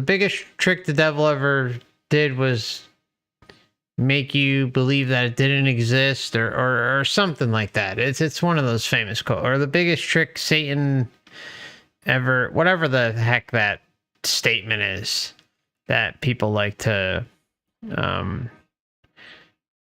say, is that it didn't exist. It's amazing how that can be. It's amazing how that one can come out there. All right, but it can't possibly exist with near-death experiences, right? Can't possibly exist, even though everything contradicts itself to the max. There is no graph bar high enough to explain any of this stuff away. Now, perhaps if they were a little more sneaky about it, and they are sneaky, but perhaps if they weren't as obvious about it, then maybe it would be a little harder to figure out. But they're greedy. They're greedy. They want to extract as much as possible. And they know, this whole system knows, whatever's running the show or whatever group of entities are running the show. I don't put labels on it, okay? I don't even use archons. I use parasites. They're flat out parasites. That's what we're dealing with, okay? When they put it out there, what they are trying to do is cloak everything under a certain narrative so that you don't question it, so you don't put it to the test. Because they know when you're in a human form, or when we're in a human form, that we're vulnerable, that we're incapable, not totally incapable, but mostly incapable of asking the big questions. Dr. Sleep. Yes, Dr. Sleep. But there's absolutely nothing dark or deceptive. And there was a question posed then about, what about people who have a hellish experience? And I went, I believe that there are some who have. There's been many. To me. But it could be that because the purpose of my near-death experience was to remind me of what I had come back here to do, that hellish aspect wasn't necessary. To remind me. Mary admits she needed reminding. She didn't know until she had the near-death experience that she had something apparently to do. And now she's working the circuit, working the near-death experience circuit, writing books, giving speeches, perpetuating the Matrix narratives. That's her mission. And you can bet your ass that the Matrix is going to give it right to her and say, hey, wake up, Mary. Hey, clock is ticking. We got to get you back down to earth. You got to be pushing our narratives. Let's go. Chop, chop. No, don't question it. But it could be that because the purpose of my near-death experience was to remind me of what I had come back here to do, that hellish aspect wasn't necessary. But for those who experience a hellish aspect to a near-death experience, I believe it's yet another filter in which to pass through, because if you've noticed one common denominator, they've all come back to be able to tell us that there was a hellish experience. They've all come back, just like her, to tell her experience and perpetuate some sort of narrative, regardless of what it may be. All come back to be able to tell us that there was a hellish experience. Perpetuate right? the Matrix. Because I talked to a lot of dead people for many years now. Many years.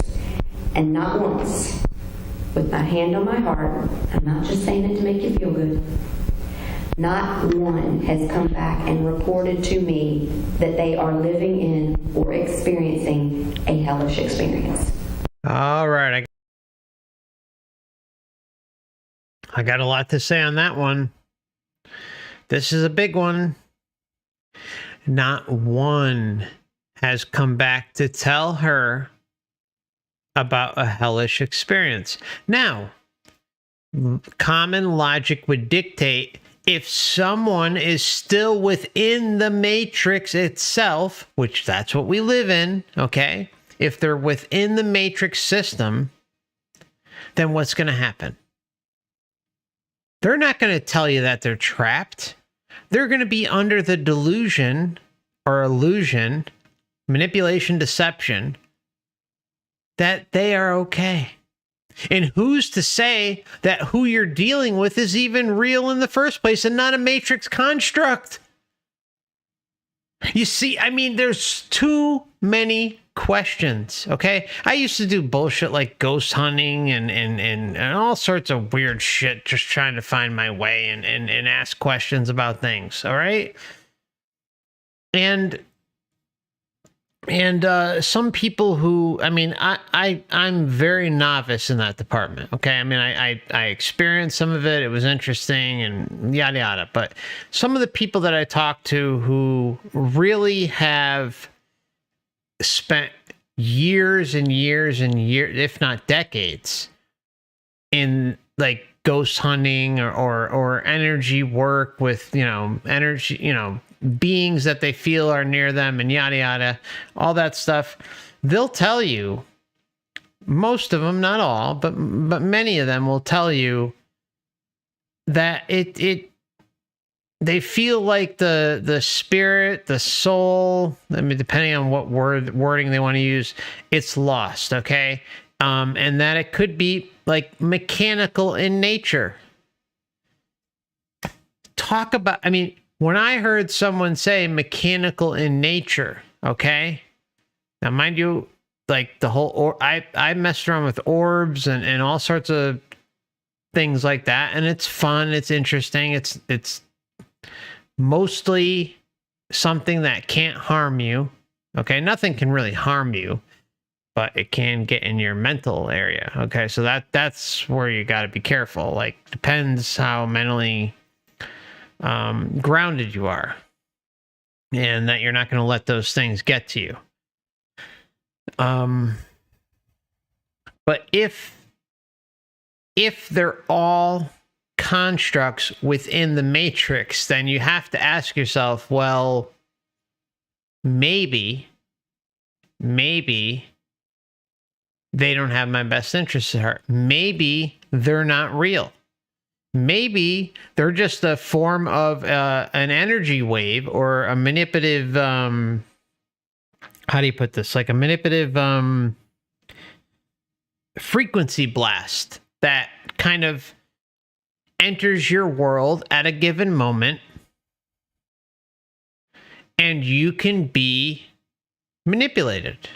Yeah, EVP is a good one, Carrie. EVP is a real good one. I mean, one of the craziest things about EVPs that I learned is if you do reverse speech, like you put them in there and you reverse them, it shows a lot more about some of the stuff that they're saying. Like that was a pinnacle moment, at least for me.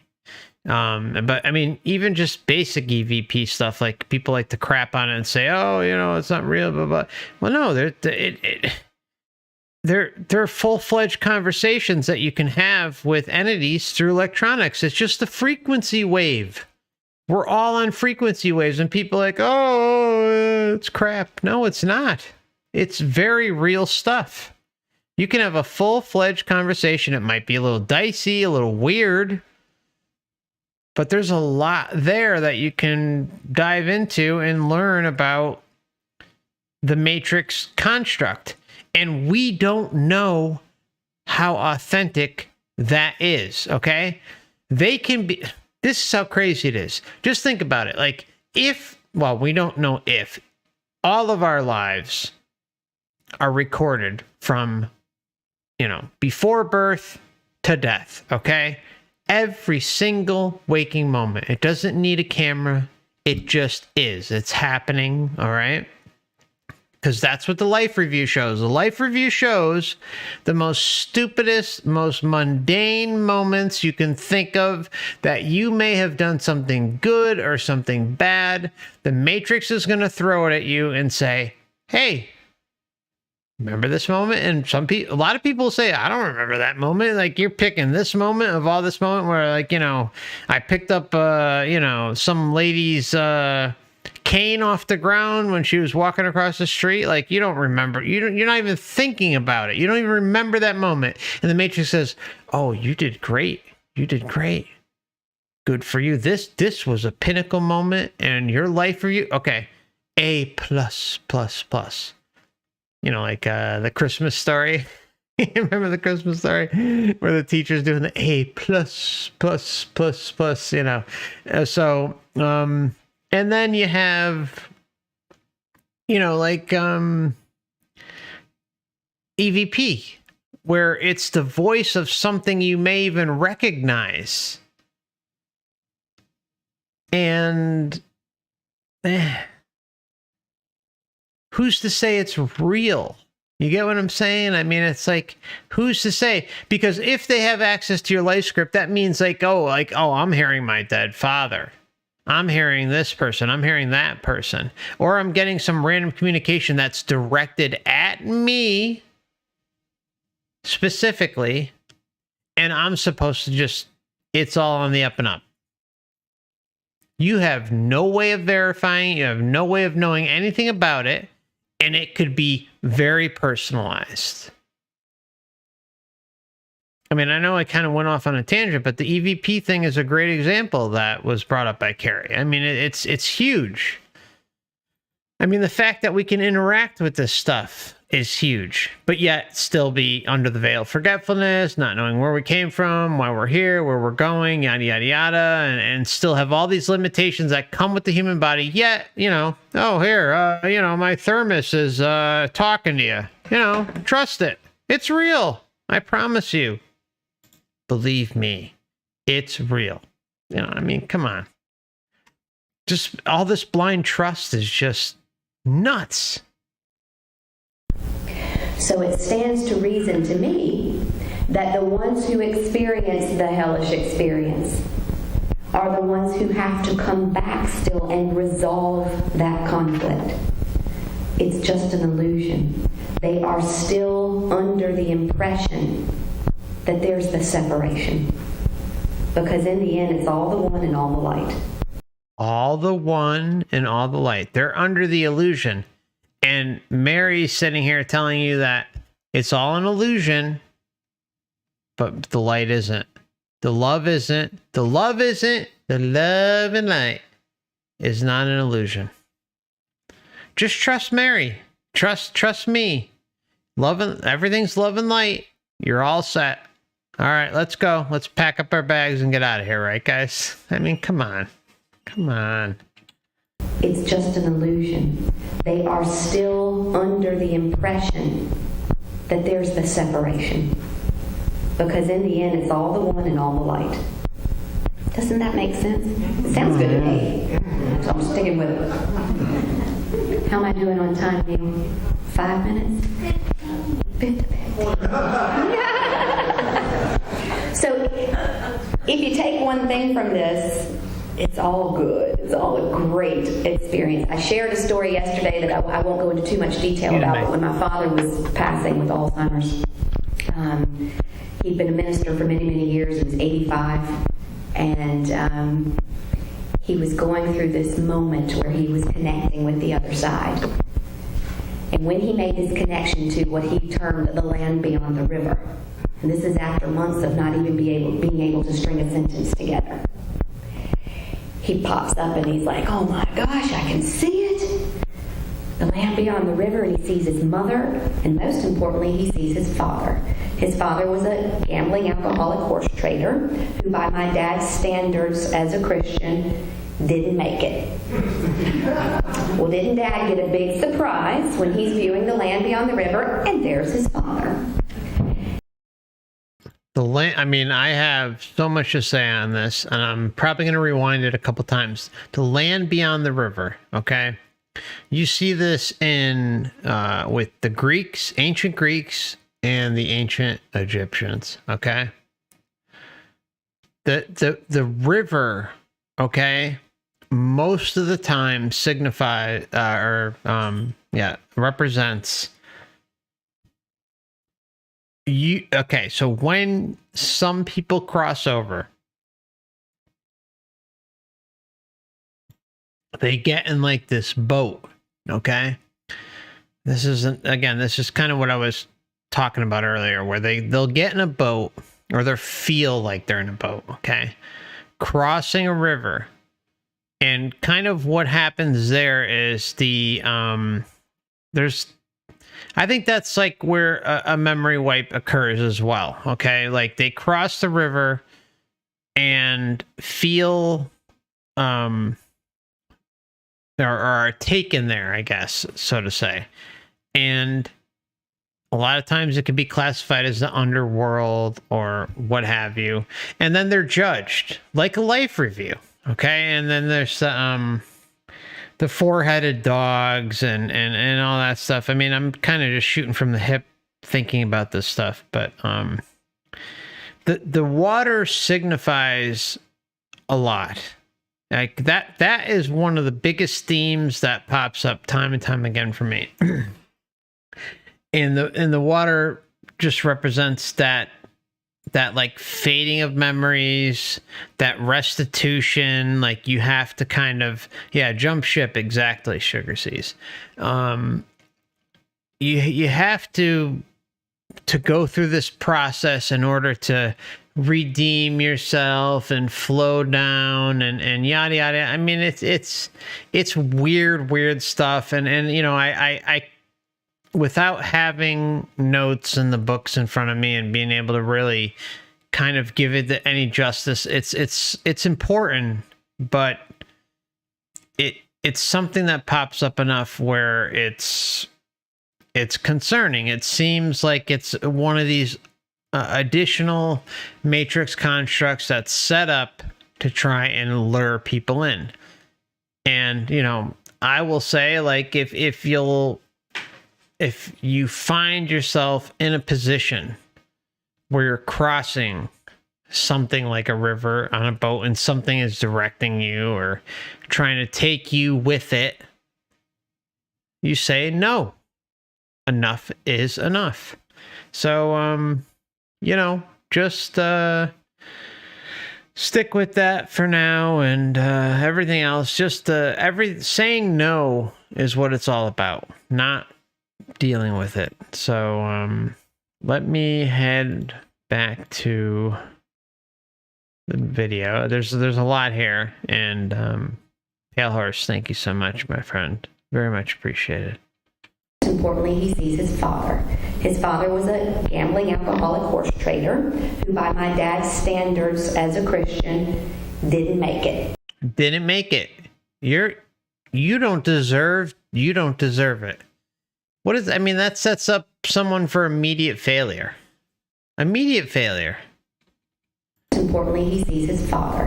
His father was a gambling alcoholic horse trader who, by my dad's standards as a Christian, didn't make it.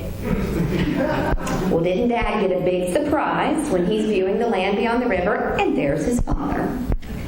He turns to my mother and I, and he says just as clearly and coherently, I've had it wrong all along.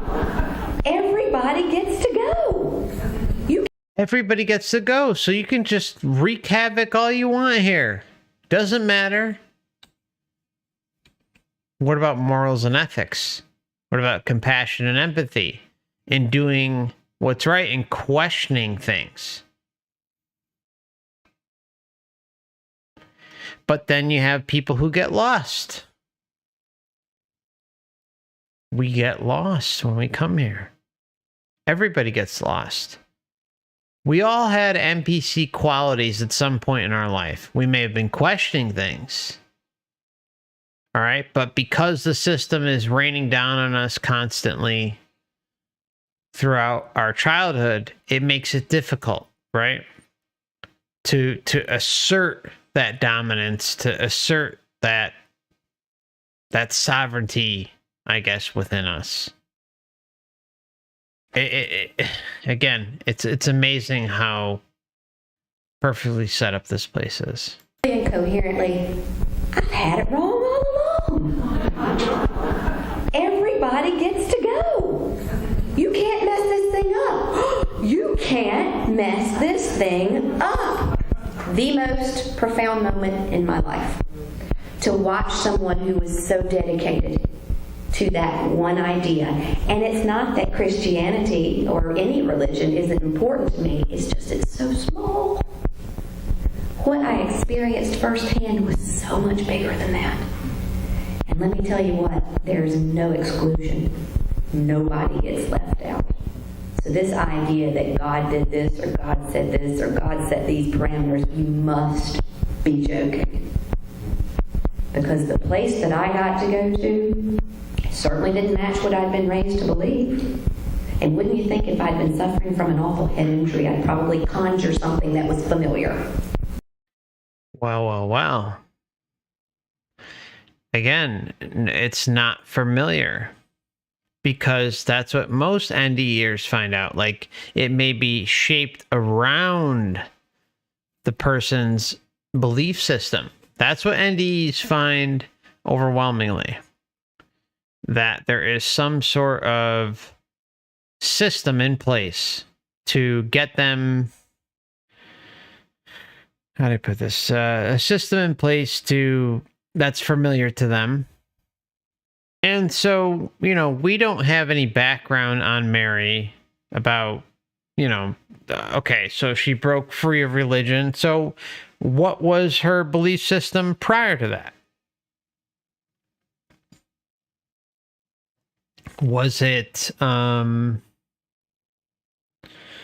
New Age? Was it any religion? Was it anything? All right. So I think the question to ask is, what was her mindset at the time? Where was her head at? And these are the things that throw wild cards in NDEs, because it's impossible to know where everyone was at a given moment prior to the NDE. Sometimes they share it, like a good interviewer, not a lecture, but a good interviewer will ask, what was your belief system, leading up to your experience?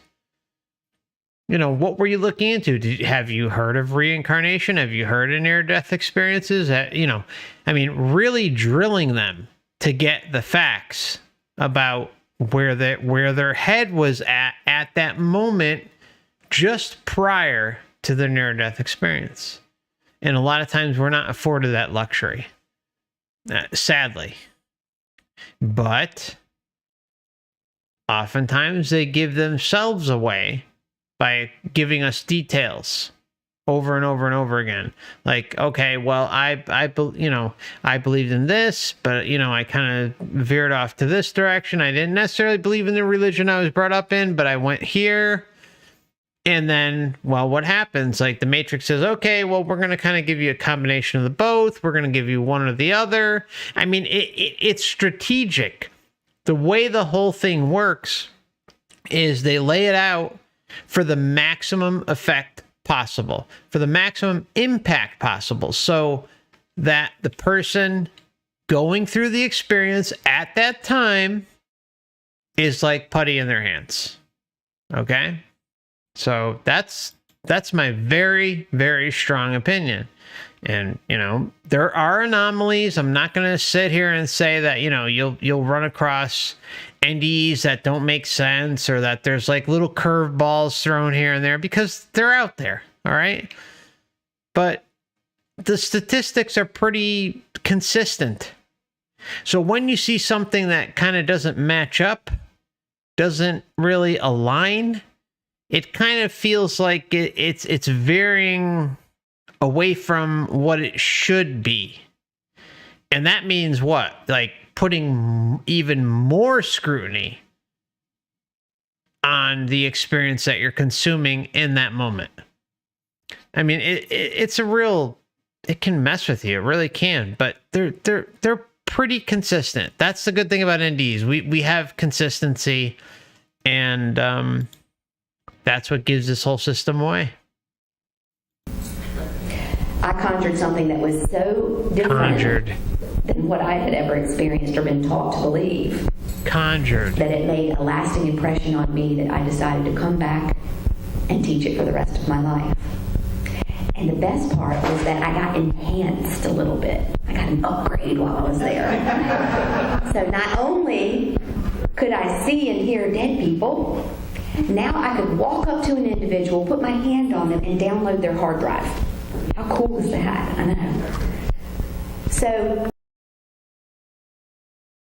see, like, this is where things get weird. I mean, when someone says something like that, I could download, it's like the equivalent of me saying, hey, Ann, I could touch your head and download all your thoughts. And, I mean, really, maybe it is possible. I don't know. I mean, but some of these people, this is something I noticed.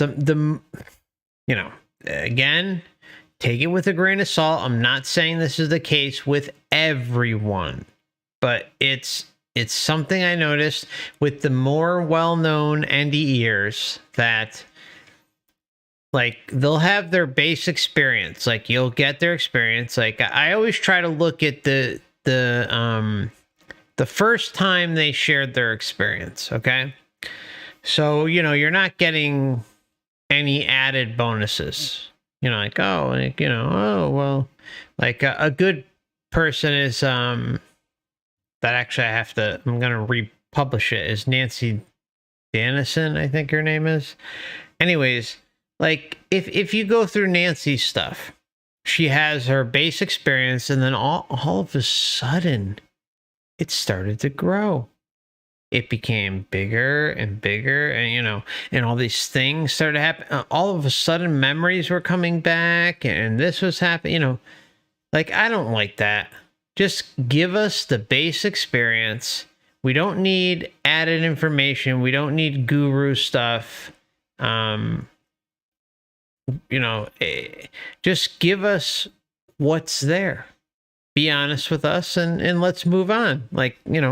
Just like any other ND, it's like you consume them, you listen to them, you kind of break down what they're saying, and maybe you might look at a couple versions of their testimony and see if there's inconsistencies there.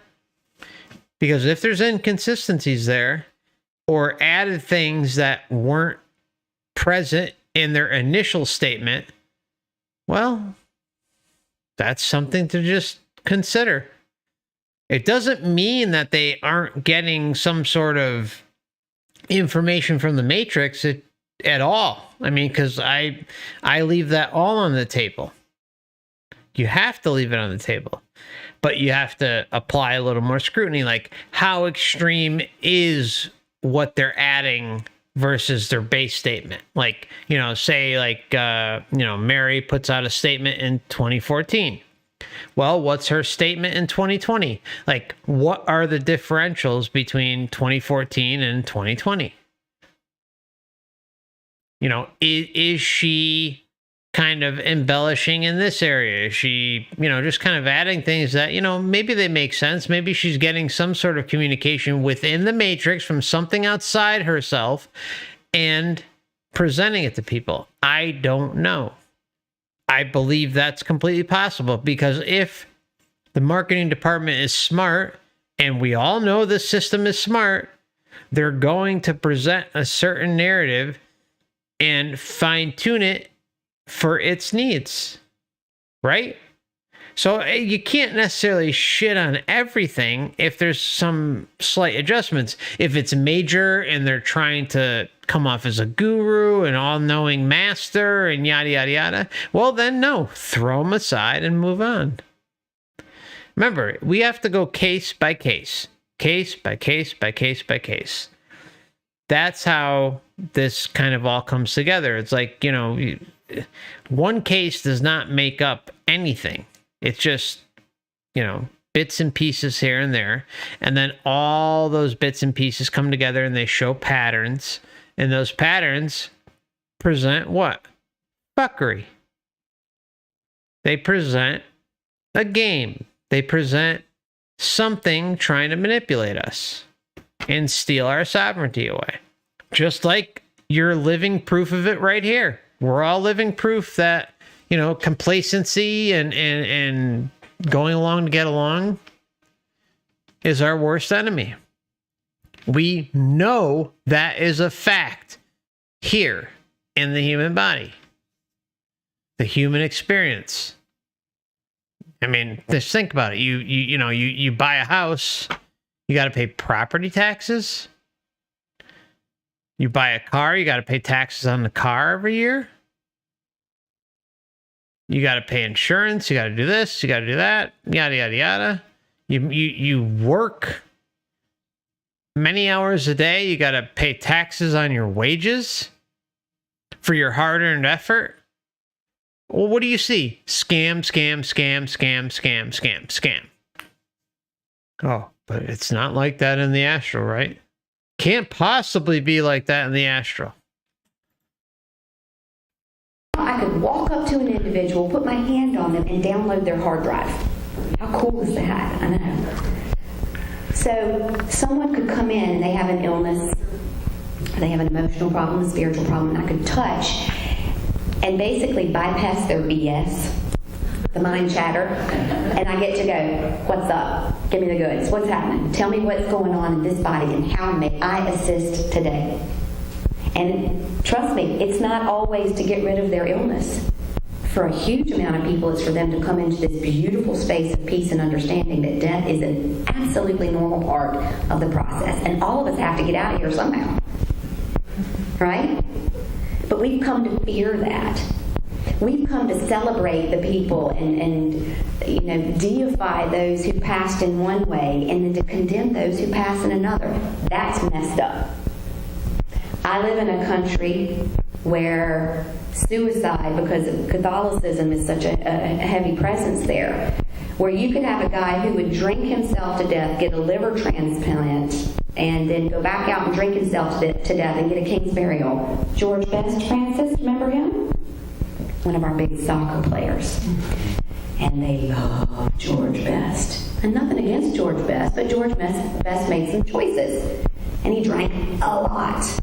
And when he got on a waiting list that bypassed a whole lot of other people because of who he was, and he got a new liver, and then he drank himself to death, he got buried with a king's burial.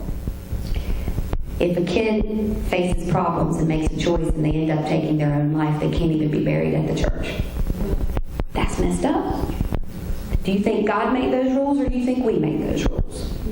Exactly. Exactly. No. God made those rules, right, guys?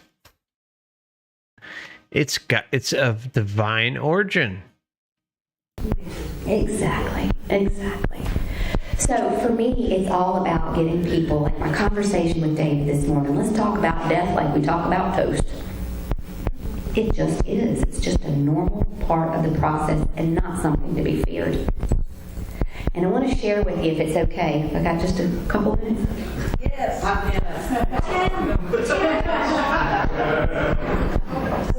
Oh, I can feel my Father's presence. Western Sizzling's waiting.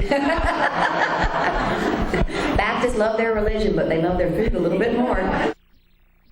I want to leave you with the feeling. Because for me, that's what it's all about. We have many lifetimes and many experiences and many people who come in and out. But it's what did we get left with? What was the impression? What was the new tool that we were going to take back? All right, so this is the segment where she kind of just goes off the rails with a meditation. And then she talks a little bit more. Let me try and skip through this. One moment. To convince me that I am not pure love and light, I've asked you to come in and play the most difficult. Are you going to remember me? Of course I'm going to remember you. I've asked you to play the most difficult role in my life. I've asked you to come in and convince me that I am less than. To convince me that I am not worthy. To convince me that I am not pure love and light. Love and light. I could only ask you to do this for me because you love me more than all the rest. Okay. I'm going to do this because I love you. But promise me one thing. I'm going to do this because I love you. Can't possibly be manipulated, right? I'm just going to do it. Love and light all the way. Come on. Okay. I'm going to do this because I love you. But promise me one thing. When it gets really bad, when it gets really tough, when you're at the depths of despair, promise me you won't forget this moment. Wow. I believe what she's saying here, that she received this type of message because that's when the system steps in. When you are at your, the lowest of lows, that's when the system steps in and provides you like a mystical experience. So you go through life with the mundane type experiences, and then when you're really, really, really at your low, the system says, okay, all right, we got to throw Bear Christ a bone here. Here you go. Here's some Jesus for you. And that's what the system will do. Here's Miss Ellie. Let's throw her a bone. Let's give her this mystical experience and we'll get her on our side. And what happens? Why do you think the whole Jesus thing works? Call out to Jesus. Though those people who claim that they called out to Jesus and he answered, those are real. Those are very real moments that occur. I'm not saying they all are, but I would say a good portion of them are, because they're crying out in their moment of need and giving them their all, giving the matrix its intention that it needs, the desire that it needs to form the experience down here to the person receiving it. And that's what it does. And then what is that? That's a customer for life. It's so perfectly set up. It's not even funny. I mean, people say all the time, like, oh, well, you know, what about it? You know, I called out to Jesus. I experienced Jesus. Yeah, sure, you did. You thought you experienced Jesus. You thought you experienced Jesus in the construct within the matrix, because the matrix provided that to you in your time of need. It's nuts. That's how diabolical and well thought out this system is. And I love how you lose people when you talk about that. Can't possibly be a setup job. No. Jesus couldn't possibly be misleading me in my time of need. It's a hard thing to swallow. It is. It's a hard pill to swallow. It's difficult, especially if someone has gone through that experience. And I empathize with that. I get it. But I don't deny that the experience happened. Whereas a lot of people say, oh, well, it's bull and this and that. No, I believe many people who claim to have such an experience went through that. But I'll also add that the reason that experience happened was for the Matrix's own gain. Okay? And you go, no way. No way could I forget this moment. But I bet some of you have. And this feeling grows inside of you where you recognize, I already am that which I seek. And you embrace this soul and you express your gratitude and you look across your planning room as you're planning the life you're leading now. And you get the chance to say, thank you to each and every individual soul who has come in and played 5 minutes or 50 years in your life. And feel what that feels like right now. No walls, no barriers, no keeping up with the Joneses, no pretenses. You get to express your heartfelt gratitude in that divine, unconditional, and all-loving space. Feel that feeling right now. All right, my friends. So I'm going to take a break. We've only had 2 and we've gone 2.5 hours. So actually almost 2 hours and 40 minutes, I think, right? Or no, 2.5 hours. So I will be back shortly. Thank you so much. Got to fill my water. See you soon.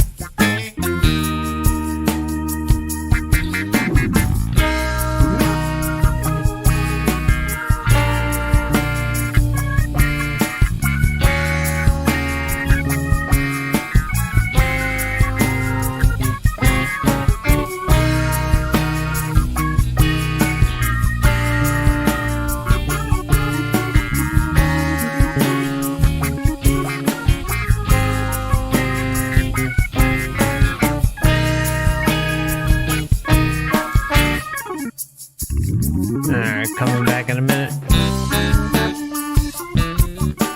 Or less.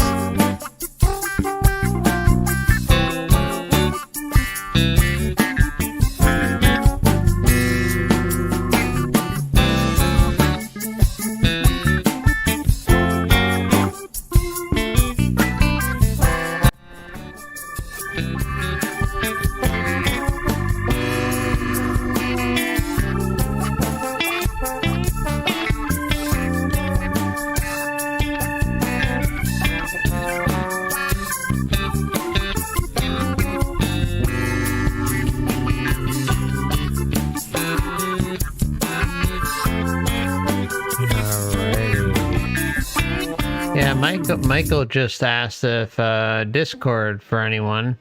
Jimmy, if you could pop up the Discord link for people, that would be great. And I set up a server a few weeks back or a month back. I don't know when it was. Not that long ago. Anyways, if you go in there, there's a general voice chat, a one-on-one voice chat, actually a few one-on-one voice chats. So if anyone wants to talk privately or as a group, it's all in there. And then there's some topics there as well. Have some conversations with each other. You're more than welcome. We'd love to have you there. I try to pop in there every once in a while, but life gets busy. But we should try and have some voice chats once in a while. So feel free to use the link that Jimmy pops up, and if you'd like, join in after the show. Be great to have you. So hey Elaine, hope you're doing well. Enemia 322, good to see you, brother. All right, so we'll go a little bit longer. I'm not sure how many questions I'm going to be able to get to. I know there was one that I wanted to definitely address regarding dementia. But let's continue with the NDE, or the testimony after the NDE, and see where we go.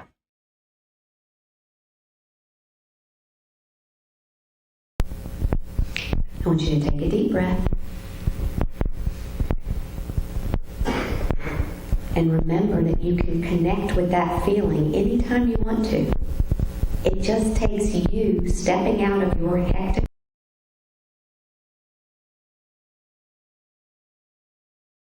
This is just meditation stuff. One moment. Trying to get you to connect with the matrix. Thank you.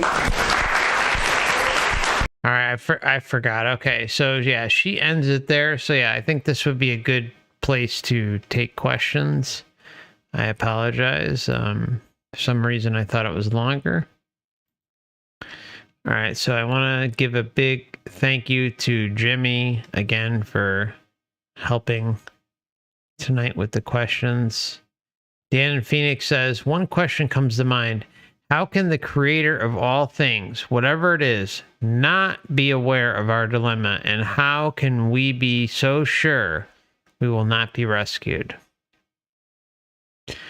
Well, I think that's really at the root of all problems, right?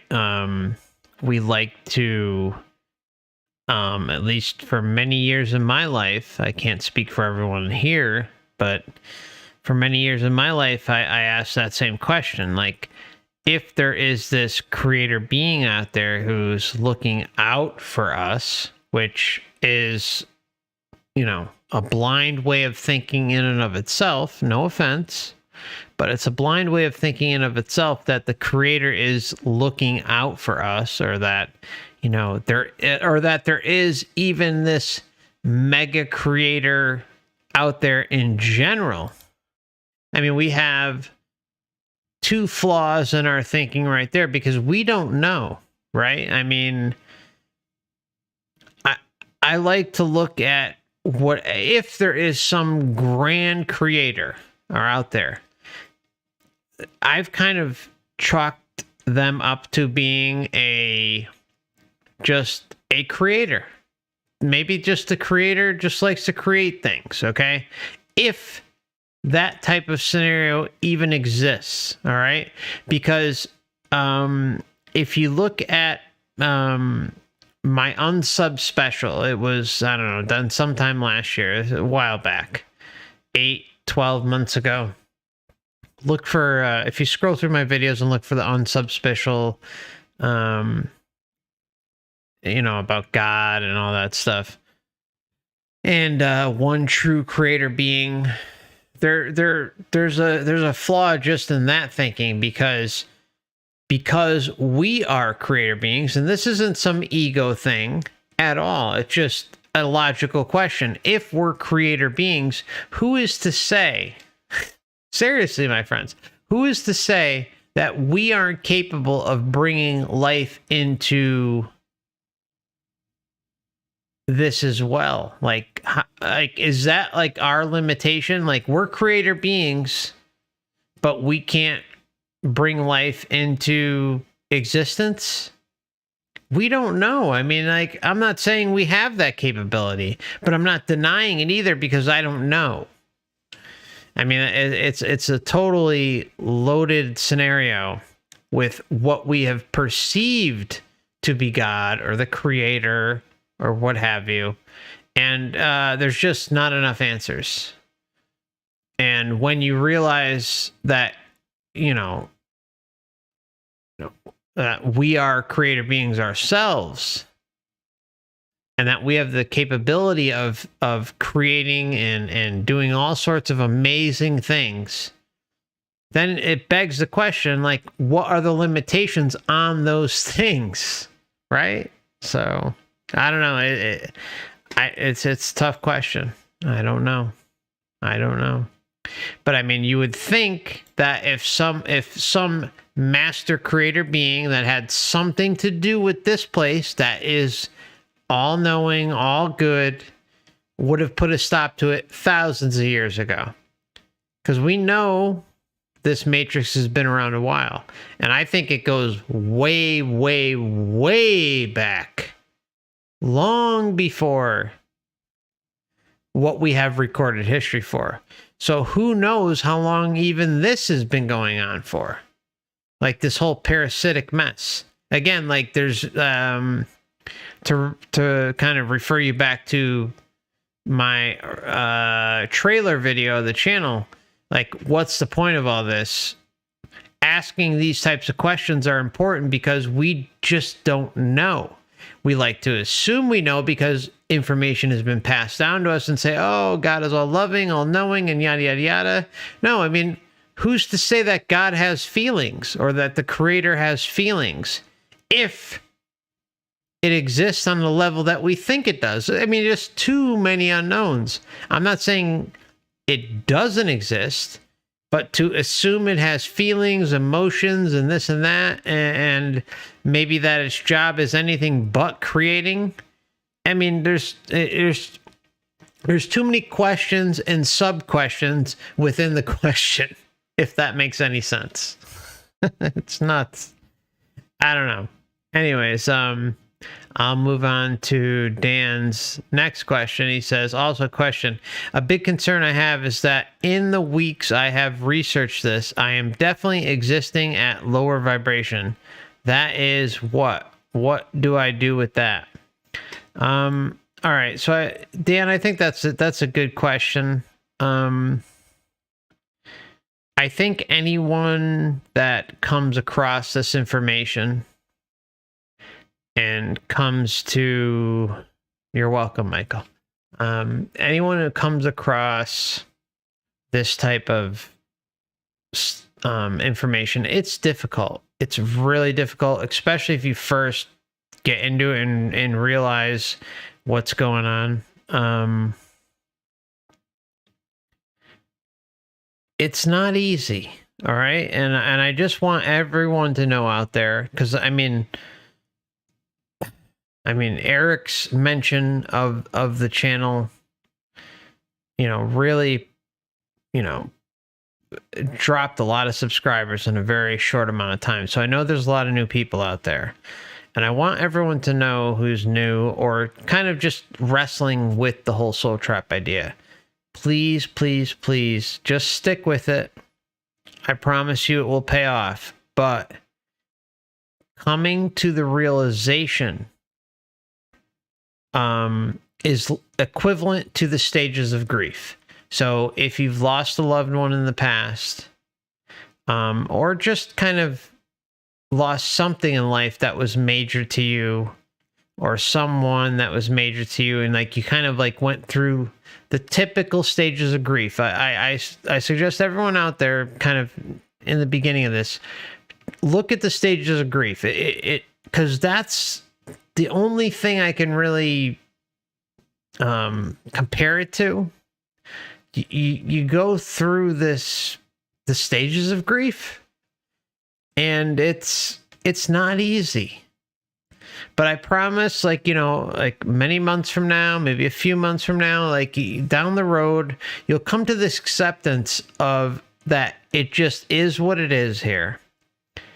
And even though it's difficult,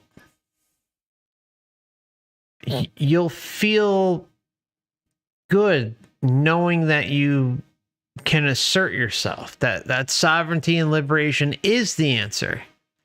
And this matrix kind of peppers it all the way through our experience. It's just a matter of us kind of zoning in on it and identifying it and standing up for ourselves.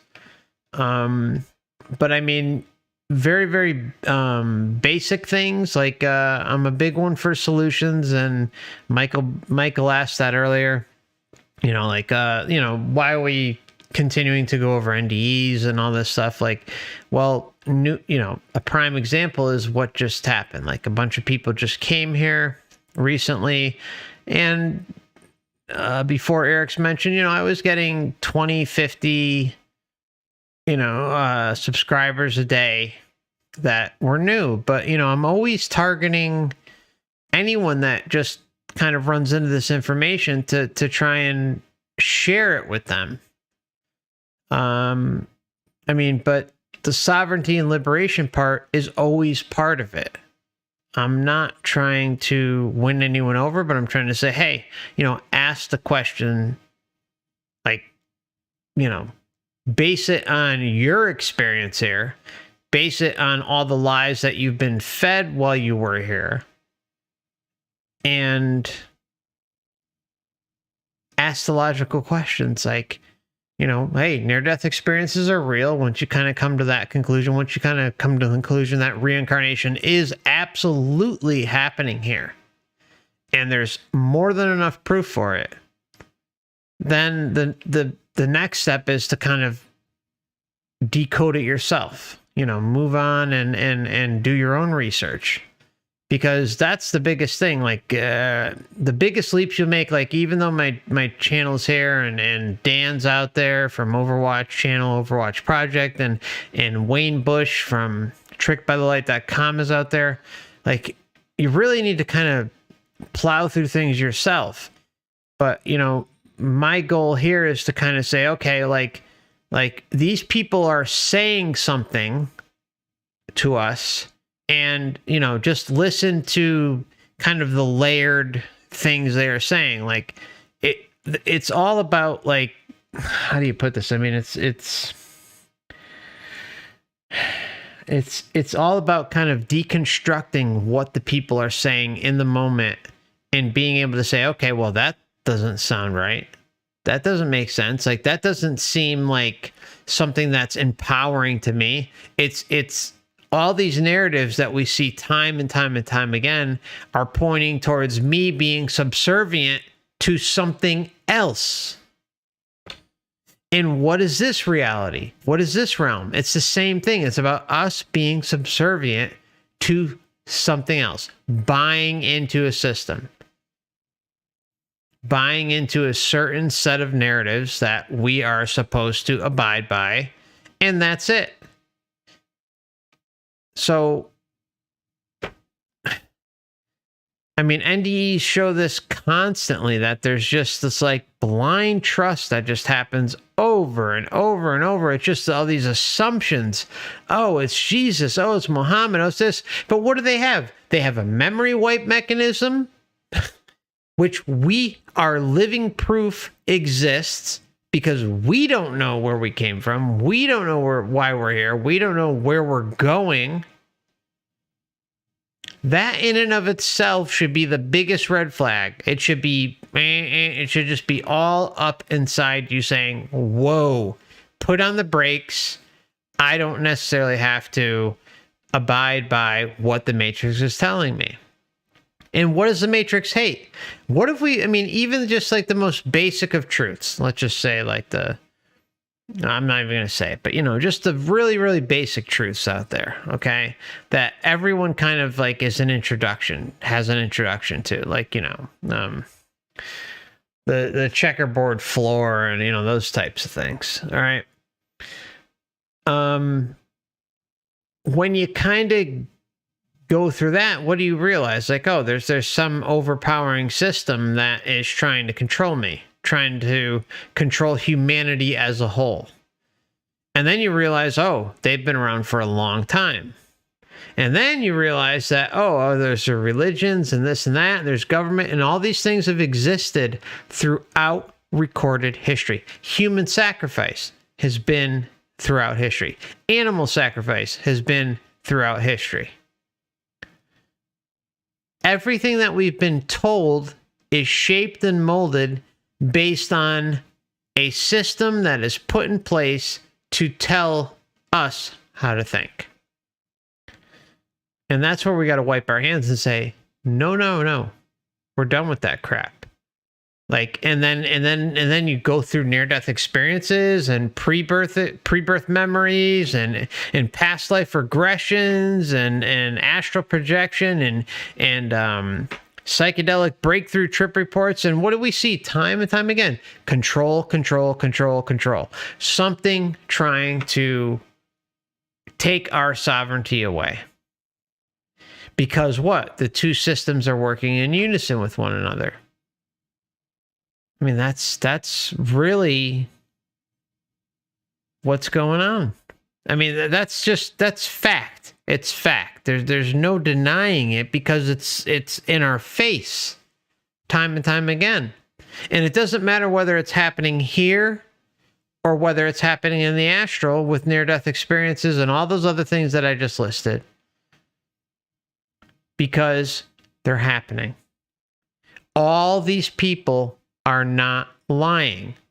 And then if you take life experience, being here in the moment, and look back at your life and how the whole system is set up to try and just take you, away from me being me, then what else do you need? What else do you need? I mean, what further proof do we need than to throw the book at the system and say, enough is enough. I'm standing up for myself. All right, so that's kind of it. So I'm sorry about the lower vibration thing, Dan. The best thing I can suggest, my friend, is to I'm a big proponent in or big pusher in getting out into nature, taking hikes, at least a few times a week. I try to get out there 4 times a week if I can. And embrace nature, do some breathing exercises, do mindfulness walks. Some people say, oh, it's new age this, new age that. Well, you know what? It works. I'm sorry. If you don't want to do it, I get it, but it works. It helps center me. I went through, all Buddhism stuff and Hinduism and all that. And the thing is like the core essence of these things work. Just like certain core essence aspects of religions work. The reason they work is because they connect with the human being. They connect with us when we're in the body. So if you can make your life better by, you don't even have to go all guru or anything. I'm just saying you just breathe in. Okay? Take those breaths. Like if things get stressful, things get difficult, go to the breath. Work on eating non-GMO organic foods. I know someone will say, oh, it's all intention and this and that. Well, you know what? You still have this physical body, all right? You give this physical body, you give this meat suit something that it's not supposed to have. It's a chemical reaction that occurs as a result of taking in something that the body should not have. And then negative things can happen, or a side effects can happen. And this isn't medical advice. I'm not a doctor. I'm not nothing. All right. So everything should be consulting a physician for legal purposes. So yeah. It's breathing is a big part of it. Just eating the right foods and getting out, like, sun is a big one. Getting out into the sun, even if you're in a cold climate, make it a point every morning to be by a window when the sun is beaming down in your window. If it's hot out, too hot, too cold, whatever the case may be, make it a point to be in a certain area in your house where you have a window at a certain time of the day where the sun is coming in on you, and just park your ass there for 20-30 minutes. Take in that sun. That is a huge benefit. There's something about the body and natural sun. Like I've gone through multiple sunlights. They have these sunlights you can buy, and just nothing beats natural sun, like the real deal. Some people also blessing your food, saying, being thankful for your food, and they say, oh, it's new age stuff. Well, you know what? Some of the biggest lessons I learned was that, we can take food and destroy it with our intention. Well, what does that mean? That means we're creator beings, and that, we can emit a certain energy towards a certain food and make it basically destroy itself or get moldy before it should. And this was a test that I did in 2016, 2017, whatever the heck the year was, where I did it with cherries. Like I had 2 cups, because I wanted to prove it to myself, and I did it multiple times where I had the cherry underneath one glass. I had another cherry under another glass. One was marked hate and anger, and I think the other one was like love and happiness. And I would, talk shit to the one that I, was labeled hate and anger, and then I would give love and happiness and kindness to the one that was marked as such. And, well, what happened? The one that you send the positive vibration or positive intention to survives longer. And I repeated that experiment because I was just like, okay, these people are full of crap.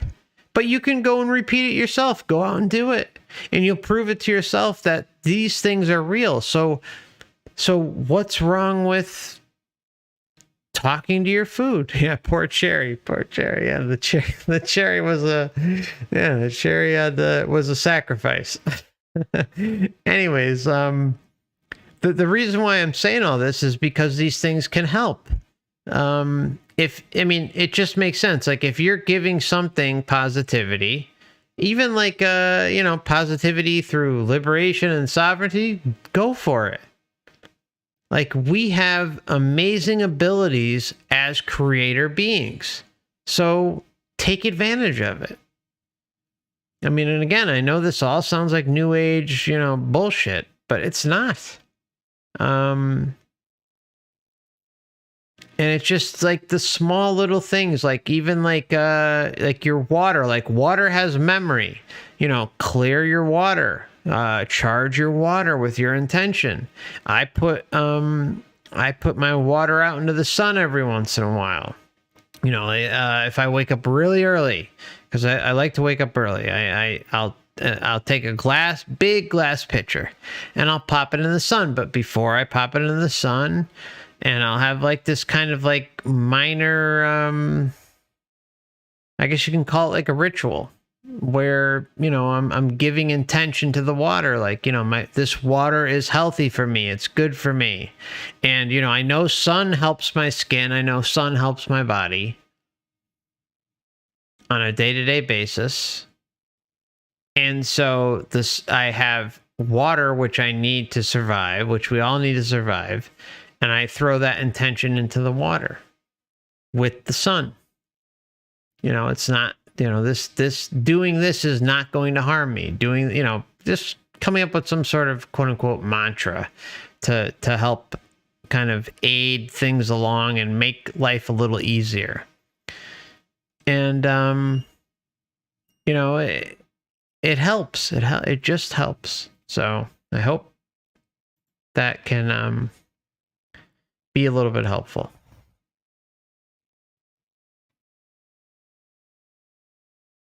Dan says, I apologize to my biggest tree for the tree I had to cut and promise to trim wherever I can, avoid cutting. Yeah, see, I mean, like, okay, yeah, the tree thing, that's a whole nother thing we can get into too. I mean, there's a lot. I mean, trees are alive. There's no doubt about it. It's amazing what you can experience with trees and plants. They're all alive. Everything has even rocks. I know it sounds crazy, but everything is alive around us. Now the big question is, like, even if they're alive, like, how real are they? Like, are they, I mean, everything is kind of falls under the umbrella of being still confined within the matrix, right? So, it is what it is, but it's interesting when you really get that deep with nature, right, Dan? I mean, amazing things can happen, and everything around us has some sort of stream of consciousness, whether it's matrix driven or authentic. Okay, so let me see here. Quantum Epic asks, my only question is, how can we say no? Can we still talk? Everything is telepathic, my friend. So yes, it's just about setting your intention telepathically. I know it's weird to think in those terms, because we're so used to being able to verbalize everything, but it's all telepathic basically. It's a different body form that we take, and again, it's that intention. It's like that diehard intention. That's why I try to talk regularly on the channel about knowing within us that the whole soul trap thing is happening, because once that's established, then what's that going to do? It's going to carry over that intention along with us, which makes it like, ironclad. There is no deviation. I am not going to accept this. Like, I see the bullshit going on, and I'm going to take control of myself. But I mean, if you kind of flirt around the whole soul trap thing, like kind of like Ike did, and well, not like giving him any credence, but Ike and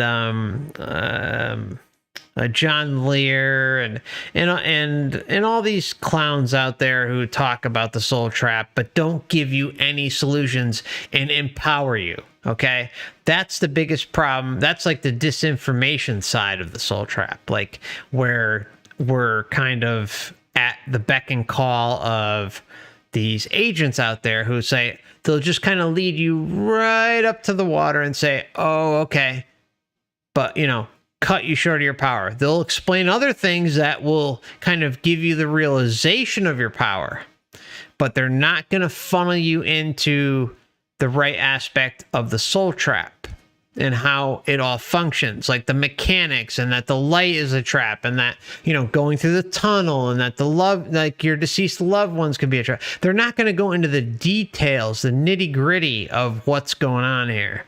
And that's where the problem is. But, openly, I'll admit, just like Wayne Bush and I talked about, we both have to give a lot of thanks to those agents out there. David Icke, John Lear, and many others I'm not going to name, but who have kind of put forward the theory of the soul trap, which, what did it do? It kind of triggered me, at least, and many others, to continue to question, like, oh, whoa, the light can be a trap, or whoa, this whole thing can be a, deception. Like, it kind of plants the idea out there. And then, hey, it's up to us to kind of continue and ask questions, right? They'll kind of give you these little bits and pieces, and it's part of their controlled releases too. I mean, just think about all the movies out there that we look at that share endless amounts of truth, but they only will go so far because there's some sort of something inside me says it's like a rule, like that this reality has, that it's designed in a certain way, like where they have to give you truth. Now, they might not have to give you the whole truth. They'll give you partial truths. And then you can take that truth that resonates and then find other truths that kind of stem off it. I mean, that's how this reality seems to work, because it's never cut and dry. Everything is layered. Truth upon truth upon truth, bullshit upon bullshit upon bullshit. It's just on and on and on and on. And unless, like, you're committed and determined to ask the questions about how this whole thing works, it doesn't come to you. Like, so, like, you like, for me personally, like, I'm not saying everyone went through this. Yeah, I mean, he's a Mason or whatever. Who cares? I mean, it is what it is. I mean, do I agree with all that crap? No.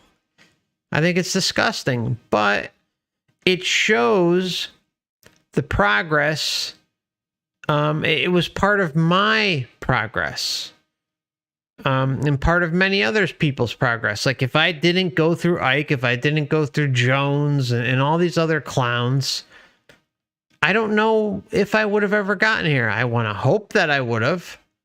One of the big conversations I had with, I think it was Simon. Shout out to Simon if you're out there. I think this is a conversation we had where we were talking about, like, or no, it was Cam. Cam, if you're out there. Shout out, brother. Shout out to both of you, actually. I love you. But yeah, I was talking to Cam about how, or Cam was mentioning, like, how do you think it works with people from many years ago?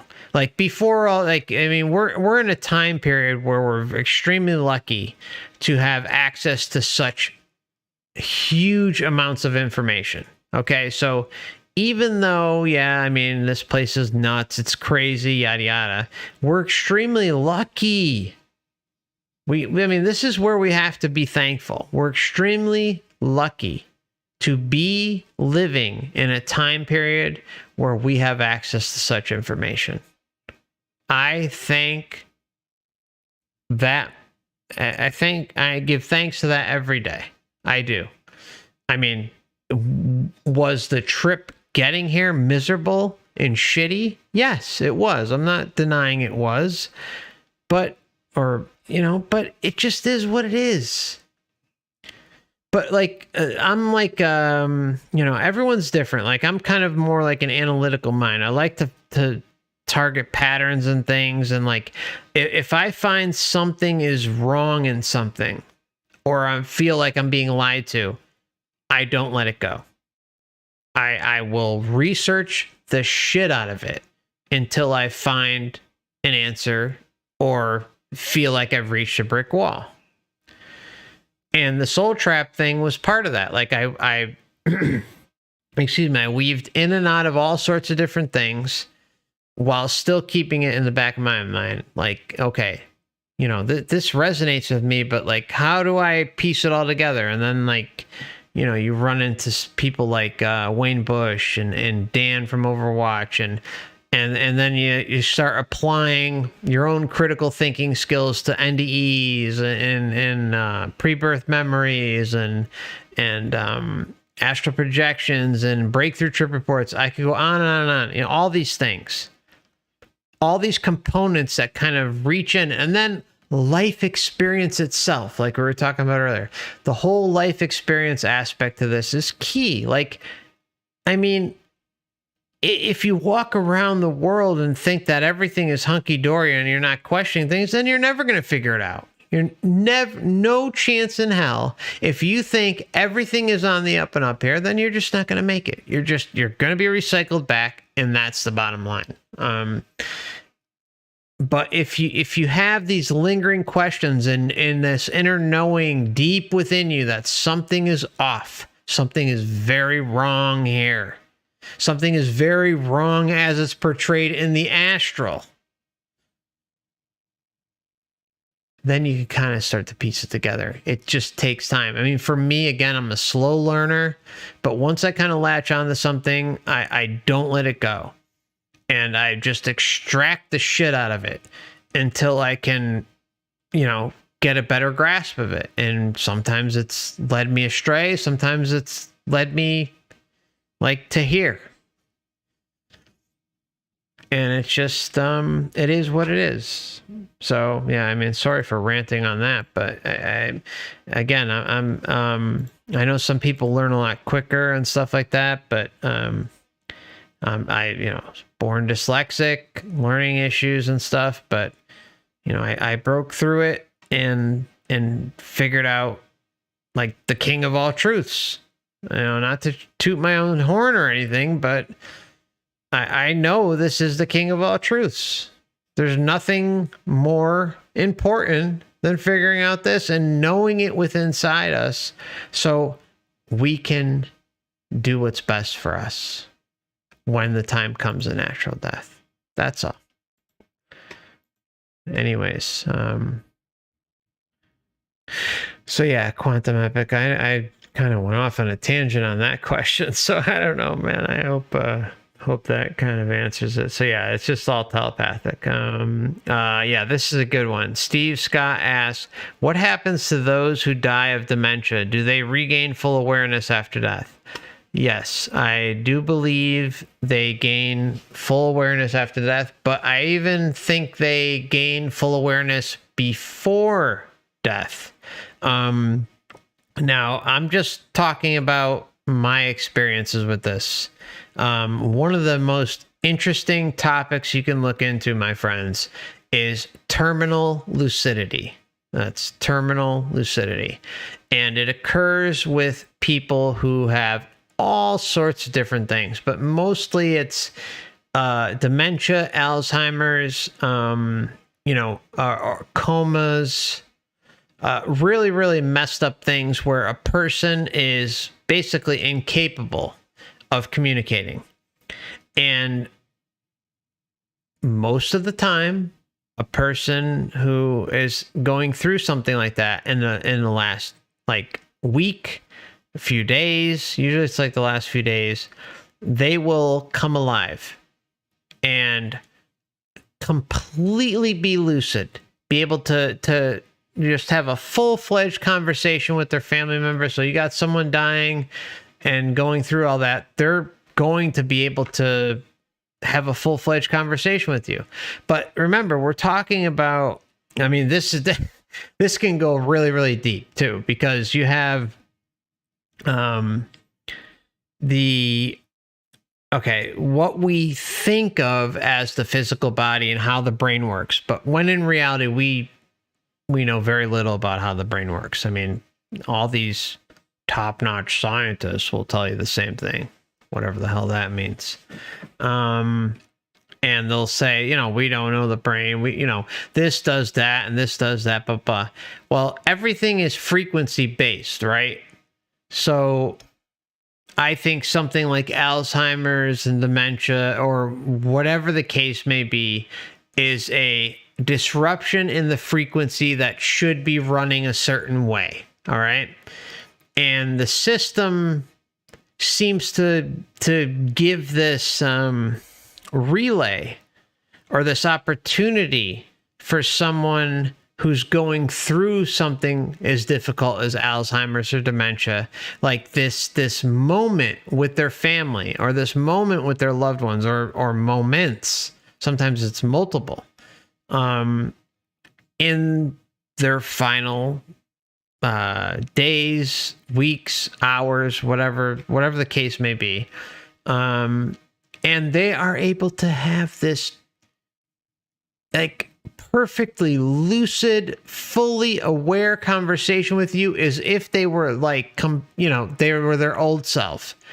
It is one of the most insane things to not just look into, but experience. Like, I went through it with my grandmother, who had Alzheimer's, and then my father had a very horrible rare brain disease, terminal brain disease, and he passed. They both passed, and both of them, it is the creepiest weird. I mean, it's the creepiest, weirdest thing you can experience, but it shows just how little we know.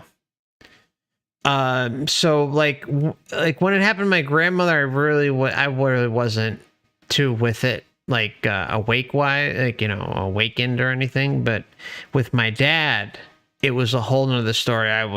I knew about the soul trap. I even warned him on his deathbed, like less than 24 hours before he died. And it was the craziest thing I ever had to do. But when you're around someone who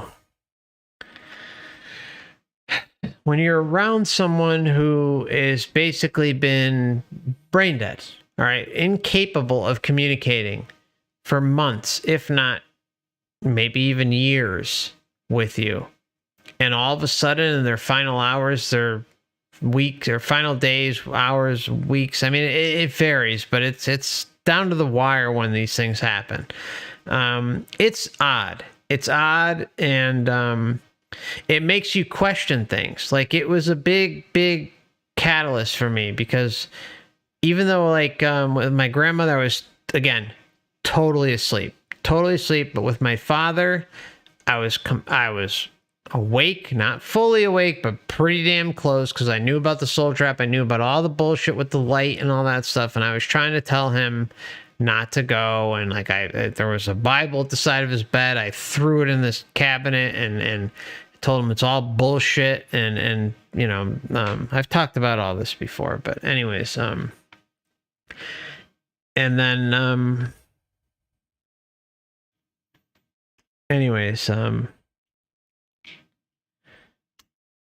it's crazy what can happen.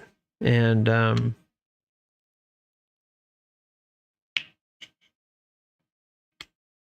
yeah, just we're in this different state, and I think when people are in those types of states and still attached to a physical body, they're not in their mind. They're not in this physical body. They are somewhere outside of here.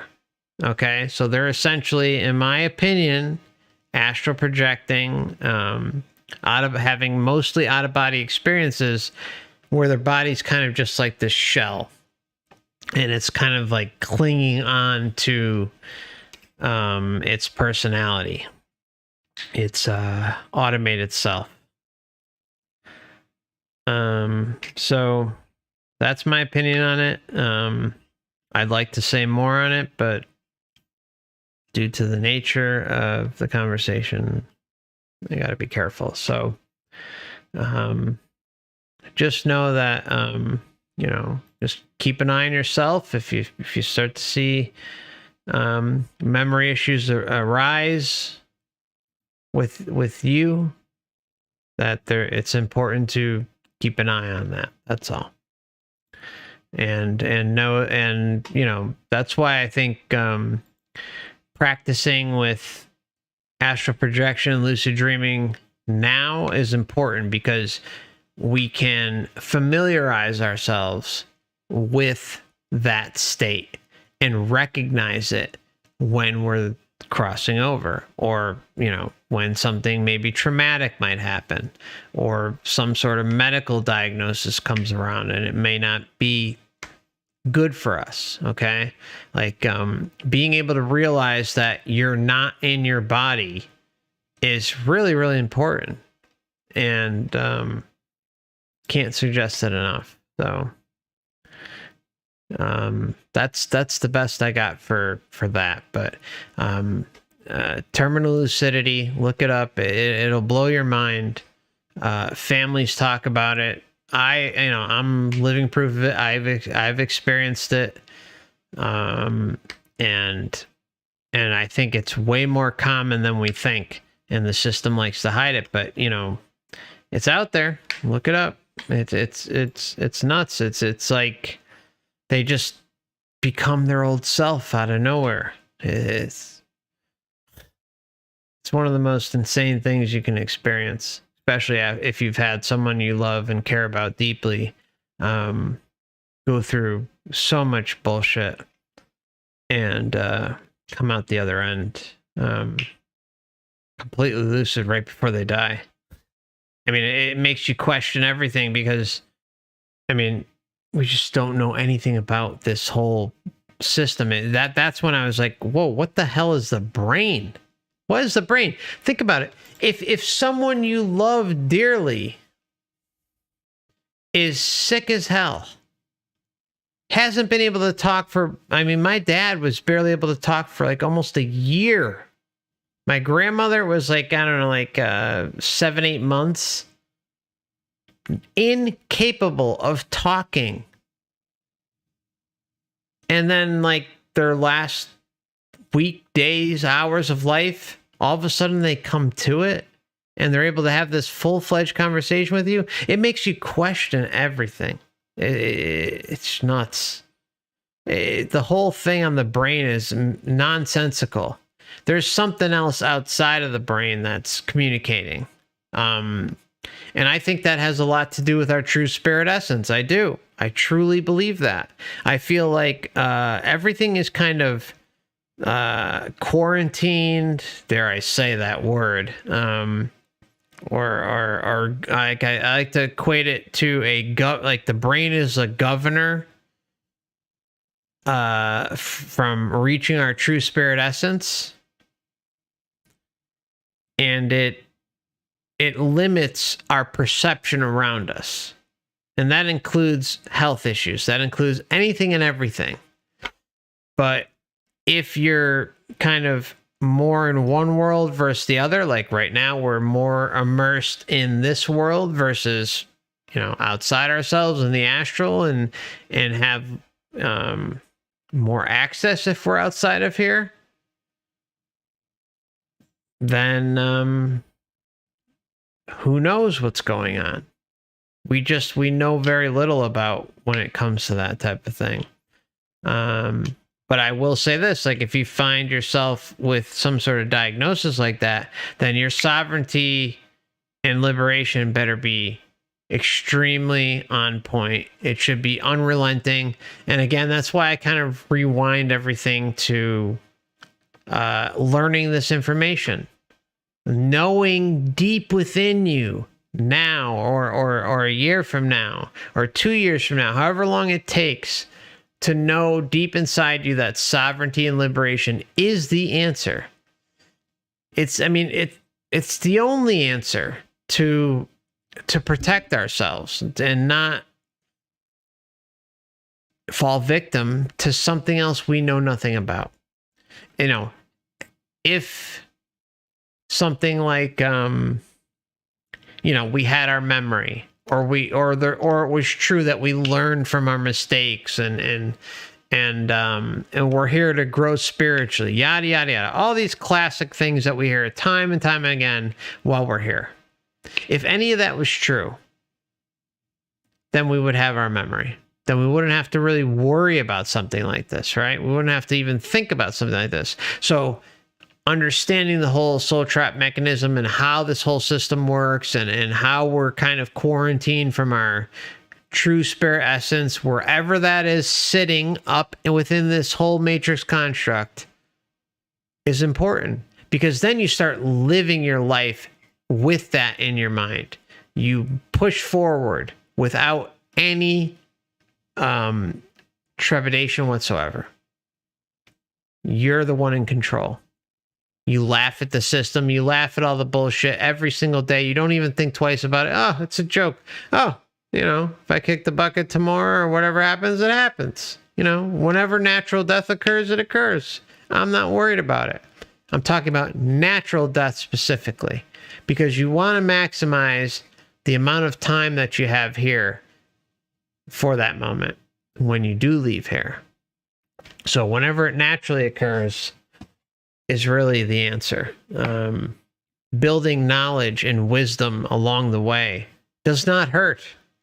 And with so much at stake, it would be silly to, you know what I'm saying. Anyways. All right. So I'm sorry that was a long question. So Steve, I hope that helped in some way. Dan in Phoenix says, question, what is the astral exactly? Well, I can't really answer that question fully. The best way I can answer it, though, is that it's part of the control structure. It's part of the illusion. That much I'm certain of. It's definitely part of the illusion, part of the control structure to continually keep us wrapped within inside of it and believe in it. I think,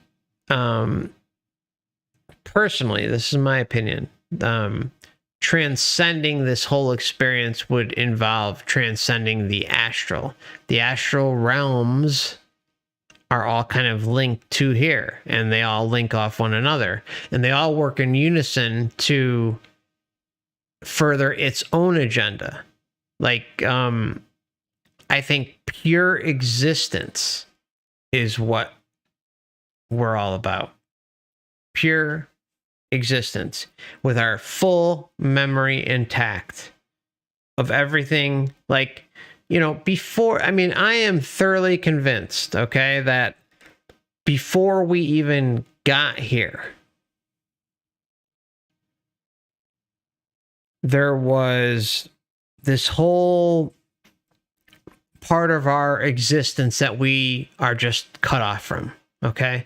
I do not believe for a minute, at least for me, I'm not speaking for anyone else, but at least for me, I don't believe for a minute that I was born or created within this system. I believe I existed outside of this system. Okay. Outside of the whole thing, where I was just pure existence, and that pure existence knows it lives forever. It nothing can hurt it, nothing can kill it, nothing can happen, okay?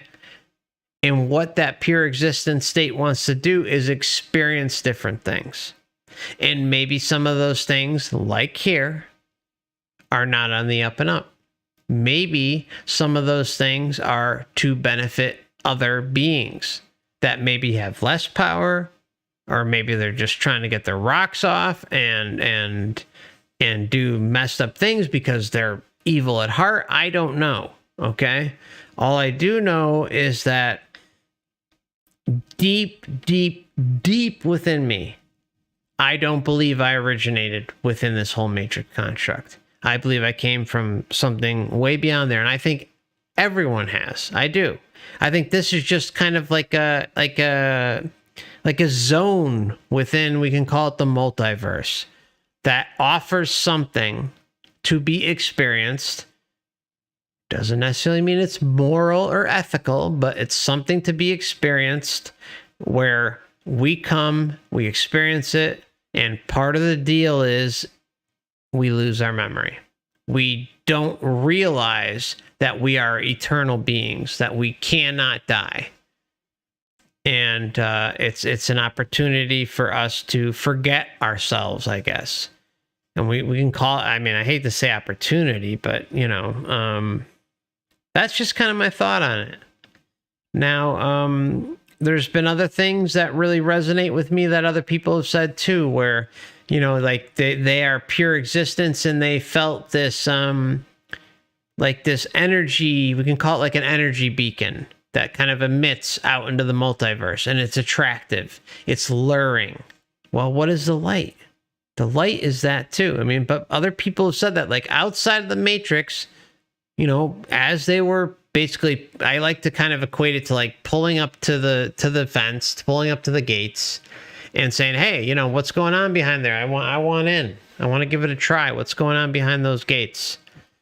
That's kind of how I envision it. Like, like you reach this border, so to say, where you kind of say, hey, like I want to experience what the heck's going on there. Like, why am I so attracted to this? What can I do here? Like, what's this realm all about? What can I do?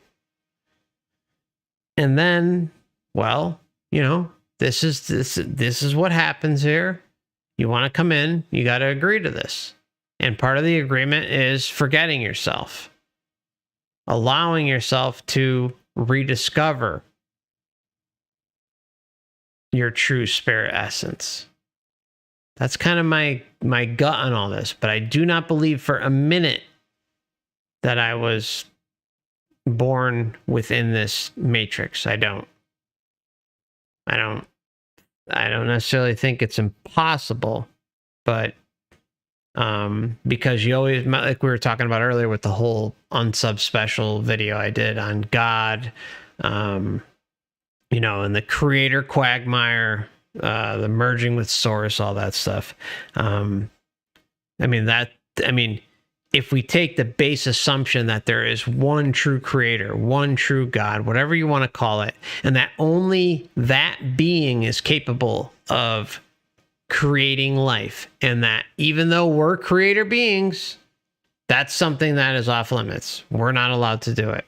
So, I mean, we can spin our wheels all day on that one and it'll drive us crazy. There's just no way to know. The astral, in my opinion, is completely part of the matrix. Excuse me. Losing my voice a little bit, so please bear with me. Haven't talked this long in a while. All right. Anton says, did things happen suddenly? I'm sorry. Did things happen supposedly by chance to Forever Conscious Research Channel that block or prevent him when discussing this subject or wake up people? If so, any examples? Good vibes. Did things happen supposedly by chance to see that block or prevent him when discussing this subject or waking up people? Maybe I'm a little confused by that question. Did things happen supposedly by chance to see that blocks or prevents him?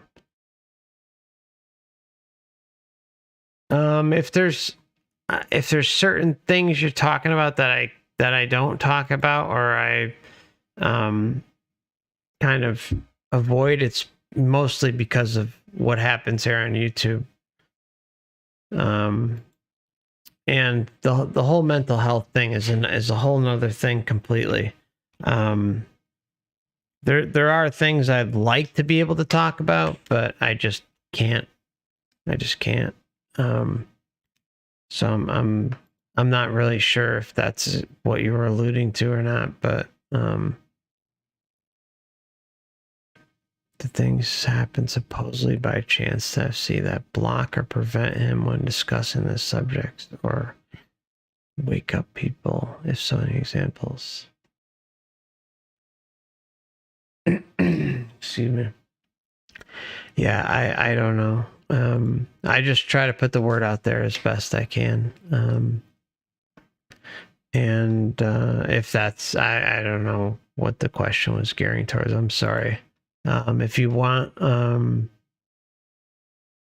Anton, feel free to leave the question in the comments section, and I'll try to get to it next video. Jimmy, if you can keep an eye on if Anton's still around, if you can clarify what he meant, that would be great. And I'll try to get to that either tonight or by next stream.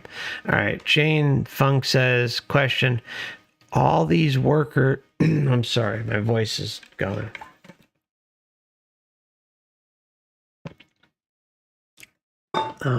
Jane says, question: all these workers in the astral plane, what is the payment for all their work tricking us? Do they trade us on the stock market or something similar?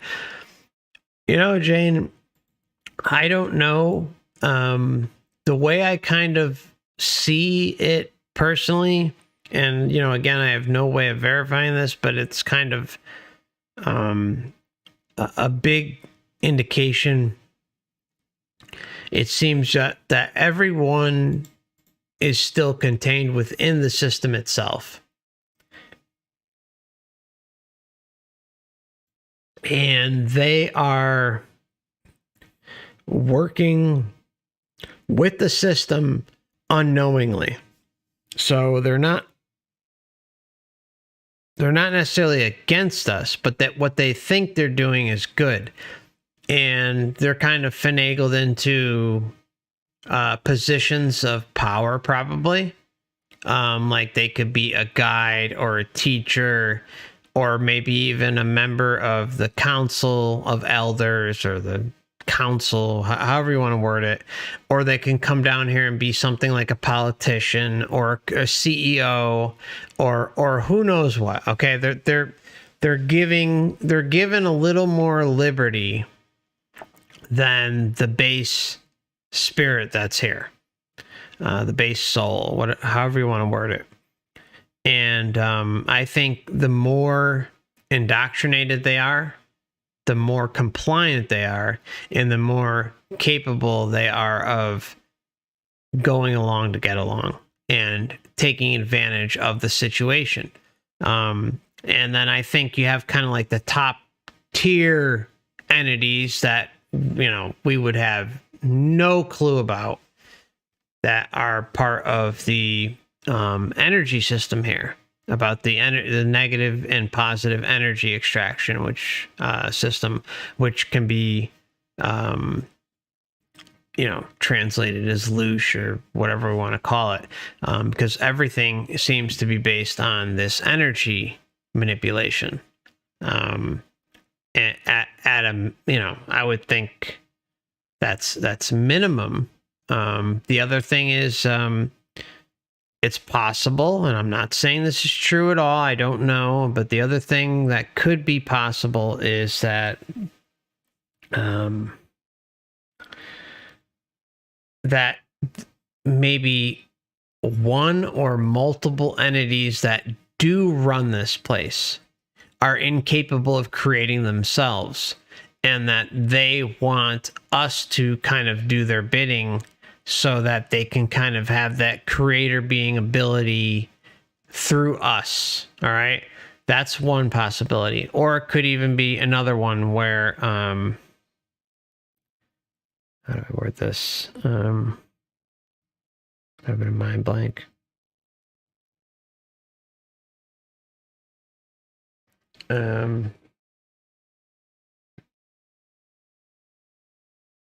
Wow.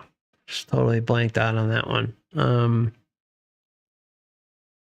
then you have so you have the ones that are you have the ones that are knowingly doing it for their own to try and have creator being abilities, like, and that's, again, this is a far out there thought, because we're assuming that, you know, something had control of them in the first place and kind of took abilities away from them that perhaps they didn't deserve, or that there's some sort of checks and balances, some sort of scales going on that allows that to even occur in the first place. And then, but, you know, I kind of look at it as the latter, where these beings want, you know, they're creator beings themselves, but they want more creator being abilities. They want more enhanced abilities. Like they're obsessed with some sort of power trip, or ego and power trip, that just like, oh, well, like, you know, I'm a creator being, I have all these powers, but, you know, hey, why not have all these millions and billions of other creator beings fall under my umbrella, and then I have ultimate power? You know, that, I mean, that's just kind of my thought. I'm not saying either of them are true. I'm just saying that's some possibilities. So tough to really say either way, though. But yeah, the payment seems to be, you know, our energy and our creator being abilities. That seems very obvious, at least to me. But how exactly that whole structure works and what exactly they prefer over the other, I don't know. Too many unknowns there, but all we know is that there is a being or a group of being, or actually there's definitely a group of beings that are involved with this whole mess, trying to dictate what we should be doing and steal away our sovereignty. That much we know for certain. Why they are exactly doing it, besides the whole Loosh thing, I don't know. Many possibilities. Could just be sadistic fucks. Again, I mean, kind of like what we were talking about earlier, how, you know, Mary was talking about how everything's love. Everything's love and light. Well, if everything's love and light, then it doesn't line up with here. So what she's saying she experienced in the astral does not align with this place at all. So we see these contradictions. We see lies right in front of our face. And, you know, I firmly stand by that. They have all of those systems into place to try and win us over at the time of death, or during an NDE, or during some traumatic moment where we are connecting within the matrix system. I would call it something like an AI that just automatically dispatches itself to whoever is going through whatever experience at the time that is traumatic or big or huge or very earth-shattering, and it kind of preys upon that moment to try and get them to go in a certain way in that moment. Okay. Just give me one moment. I gotta, let me see what time it is. Hold on. All right. I gotta take, I'm gonna come back. There's a few more questions, but I really gotta take a break. I gotta get water. My mouth is dry as hell. But before I do that, I really want to give a special thanks to AA for 6 months of membership. Thank you so much. She says, fantastic channel, great last timer events. Thank you. And just to remind everybody, for levels 2 and 3, the monthly Last Timers Club live stream is this Sunday at 4 p.m. Eastern Standard Time. And then I also have Mary, not this Mary, but Mary coming on Saturday. That's the 26th of March at 3 p.m. Eastern Standard Time. That's 3 p.m. Eastern Standard Time. There's no link available yet, but I will have it posted sometime on Friday for both streams. So again, Mary's coming on to tell us about her shared death experiences. She's has a lot to talk about, and again, just to make sure everybody knows, she's not really into the soul trap thing, but it's just about us being able to have a conversation and hear about her experiences. So it's going to be a little bit different, but you know, I try to put out respect to everyone who comes on the channel, especially as a guest, and hear them out. And you know, I found Mary's life experience and her shared death experiences, her premonitions, to be extremely revealing. And I know everyone out there is going to be able to read between the lines of what she's going to be able to share. And my hope is, after talking with Mary for a couple hours personally on the phone, that she'll eventually maybe kind of come around to see what's going on, but perhaps it's not her turn in this lifetime. And that's something, you know, many of us have to deal with, especially with our friends and family and those that we care about, and even just kind of spreading the word out there in general. But either way, I'm really looking forward to having Mary on. And so again, that's going to be Saturday the 26th, a couple days from now at 3 p.m. Eastern Standard Time. And then on Sunday is the Last Timers Club monthly meeting. That's the 27th of March. And that'll be at 4 p.m. Eastern. Links will be available in the home tab of the channel on Friday afternoon. So feel free to check back. And also there should be links in the community tab as well. So I'm going to take a break, go fill my water, might make some tea, and I will check back with you in a little bit. Thank you so much. See you shortly, my friends.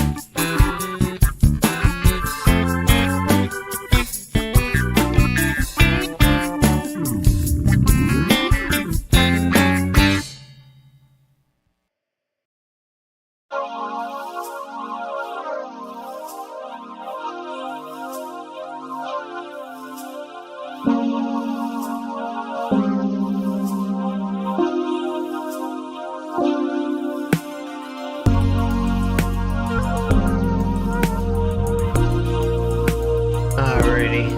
Thank you for your patience.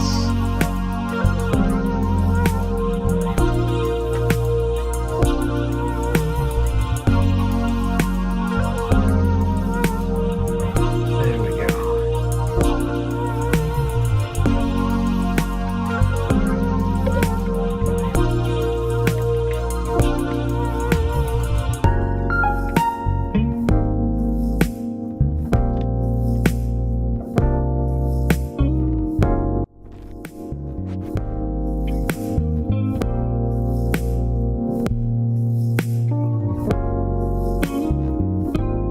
Alrighty.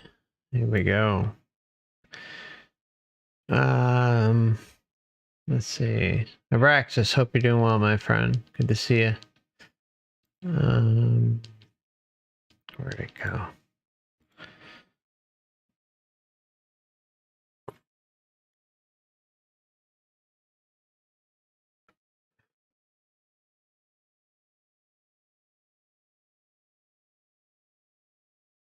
Okay. Rack says this channel has grown quite a bit over the last 2 years, huh? FC? Yeah, it has. I think it was when the whole growth part of things was about realizing all the bullshit truths that I used to talk about, like all the system distractions I used to talk about. And then I was like, just kind of one day I was like, why am I talking about all this crap that doesn't matter? And yeah, and then I just kind of moved into spreading the word about what's going on with the whole system, like the root of the bullshit. So yeah, I think it's connecting with people, and it's all about spreading awareness as much as possible. So anyways, alrighty, let me see. Enemy of 322 asks, I see, have you watched the movie Flashback yet? No, I haven't, but I will. I was on my camping trip. It's at like the top of my list, like the top 3. So I will be watching it soon, and I'm definitely going to talk about it once I get through it. And I appreciate you reminding me about that. So thank you so much. Also want to thank Jesse. Jesse donated $10 Canadian, it looks like. Thank you so much. Says, will you please talk to Tom Campbell? He will help you solve many questions, and you would challenge his view that is an altruistic matrix. He understands the matrix on a high level. Yeah, I've been through the big toe content and even gone back and forth a little bit with him, but let me just say that it's not really going to go anywhere. I tried, and communications kind of just stopped. So would be nice though. I have a lot I can even say about the whole scenario with Tom. I'll just keep it brief though. He puts out a lot of good stuff. All right, there's a lot of good information there. He's part of the Monroe Institute, which there's a lot of good stuff that comes out of there, but there's also a lot of misdirection that is there by design. And I think someone earlier mentioned, and I apologize for not, I don't remember who mentioned it, but I believe during the break, someone mentioning about Monroe being controlled. I believe the same. Now, this is kind of where it gets a little wishy-washy. Like, the Monroe Institute has done a lot of good for people, but it's also done some damage at the same time. And but if you have that sovereign mindset within you, they can help you a lot. But but it kind of depends what path you go down. Like William Beelman or Ballman, however you want to pronounce it, he spits out tremendous amounts of truth. Not just in his books, but in his lectures, and he has a huge link to the Monroe Institute. And he basically tells us about what's going on here. Now we need to transcend this whole experience. But, and then you have someone like Campbell who, talks about, he talks about, the purpose and improvement, and that it's, it's been a while since I looked into this stuff, but the whole big toe stuff, basically kind of props up the matrix. And it is what it is. I think that the closest to the truth that we get as far as the Monroe Institute goes is Monroe's testimony about Lush and the beings he was interacting with. I believe it was in the second book. And then you also have William Bowman, who also tells us that, we need to take control of ourselves, transcend this experience, move beyond everything and anything related, not just to here, but the astral, and get way past it. Okay. So, there are truth bombs that come out of there, but they're very, very thin. All right. There's some that are really important, but at the same time, they're few and far between. One of the biggest turnoffs that I noticed about the Monroe Institute, and I've talked about this before, and I really don't like to put too much shit on blast, but this is something that really bothers the hell out of me. The Monroe Institute has a course that you can take to try and help beings go to the light. There's a whole thing you can go and do a residency program there for a weekend or 4 or 5 days, whatever it is, and learn how to help, quote unquote, trap beings go to the light and basically recycle themselves. That's what they're doing. The other thing that's a concern is Monroe himself. I spit around the ideas a few times that even though, again, the Monroe Institute puts out a lot of great tools that we can use, like their the Gateway experience is I can't speak highly enough for it, and a lot of their audio tracks or audio discs, whatever's come out over the years, have been extremely helpful, at least for me. And I know many others out there who listen. They've been helpful. But Monroe himself has an interesting past. Before the whole Monroe Institute was developed, he openly admits, there's an interview out there where he openly admits how he was kind of like the head, or please, I'm paraphrasing here, so don't throw me over the coals for saying something wrong. I'm giving you a generalization of what I remember. He talks about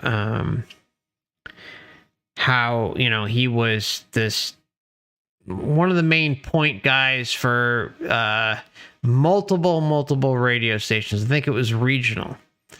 And this is before anything about the Monroe Institute started to kind of come to fruition. And Monroe was still, I think, having these OBEs and questioning them and yada, yada, yada. And trying to figure out what the heck was going on with him. But in the meantime, he was involved with all these radio stations. As, and something to do with commercials, if I recall, and like how to get people to be better consumers based on the commercials and stuff like that. So there's Michael.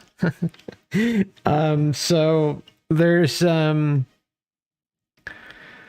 there's some red flags there. Let's just call it what it is. All right. But at the same time, take what works and forget the rest. The gateway experience is incredible. I had out of body experiences because of those audio tracks, because of that series. They work. They also have other programs that you can go and visit the place and do these residency programs where they can help you get out of body or lucid dream or connect with various different things. But that doesn't mean there's not red flags. I mean, they have, if I remember correctly, they've got, if you go to a residency program, they have Faraday cages set up, where they have a certain audio design, like speakers set up in a certain way to increase your chances of having an OBE or lucid dreaming or whatever the case may be, altered states of consciousness. And they work. They work. Does it work for everyone? No. But, the point is it feels like the Monroe Institute, if I'm going to be completely blunt, it feels like the Monroe Institute is just a controlled release. Because then you have, one of the most revealing papers you can read. And I'm telling you, I don't trust the CIA at all. But there's one paper, it's 29 pages. It's titled the Gateway Experience, or Process to the Gateway Experience. And it spits out so many truths, it's not even funny. Loads and loads and loads of truth.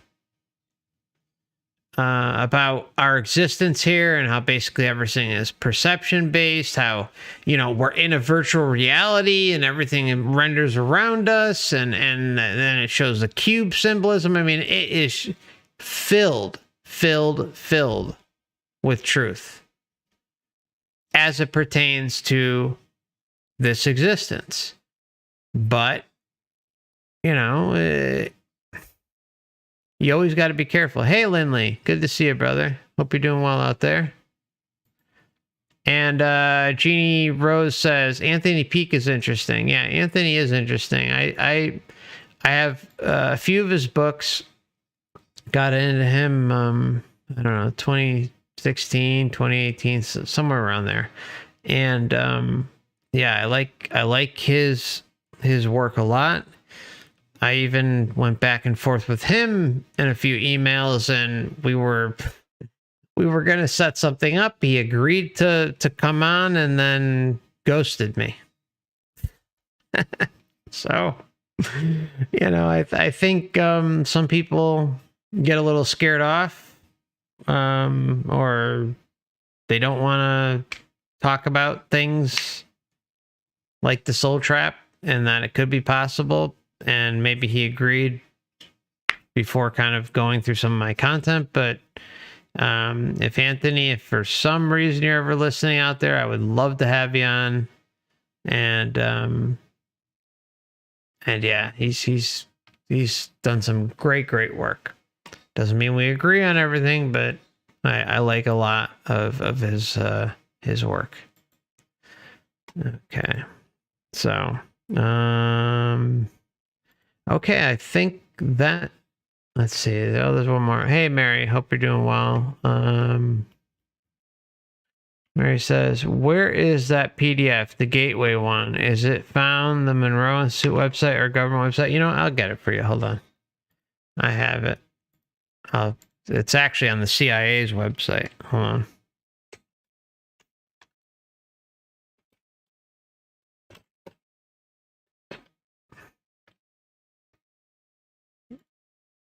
Let me see. Yeah, it's called Analysis.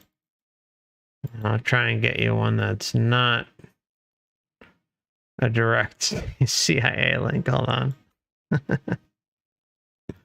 If I can get one. If not, I'm sorry. Let me see.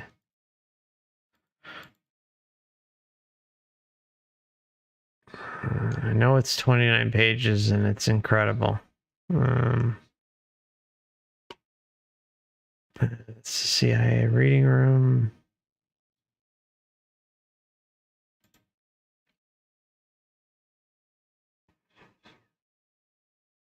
Just hang in there for a minute, my friends.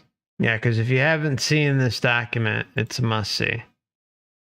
It's I don't take anything or much of anything that they put out. But this is a must see.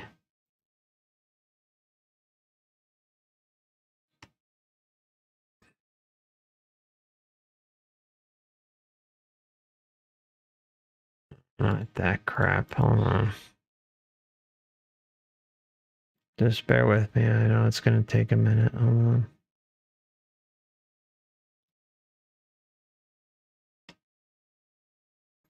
That'd be nice. It's Odyssey. Yeah, I'm in Odyssey.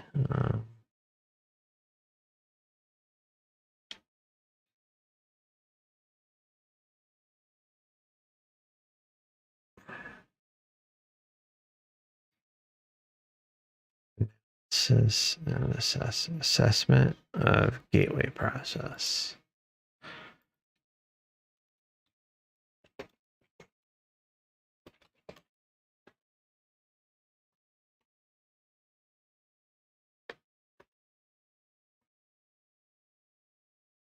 This it?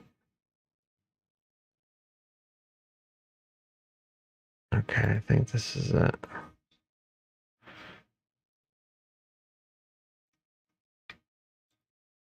Yep, here it is. Okay. Sorry for the delay.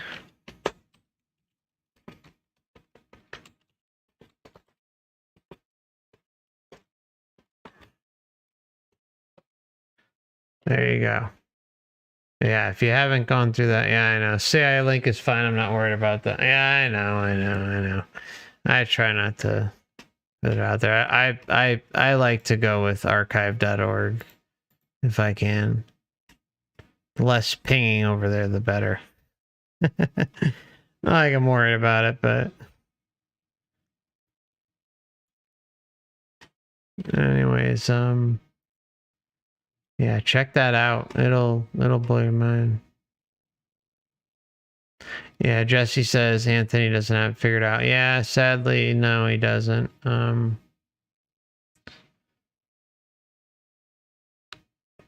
Jesse, I'm not against talking to Tom. Jesse says, please talk to Tom. I just want the truth. If you guys talk, it'll be very revealing. I think it would be a great conversation, but I just don't think it'll happen. I'm totally open to it. Completely open to it. Yeah, Jesse says Robert was Tom's protege. Yeah.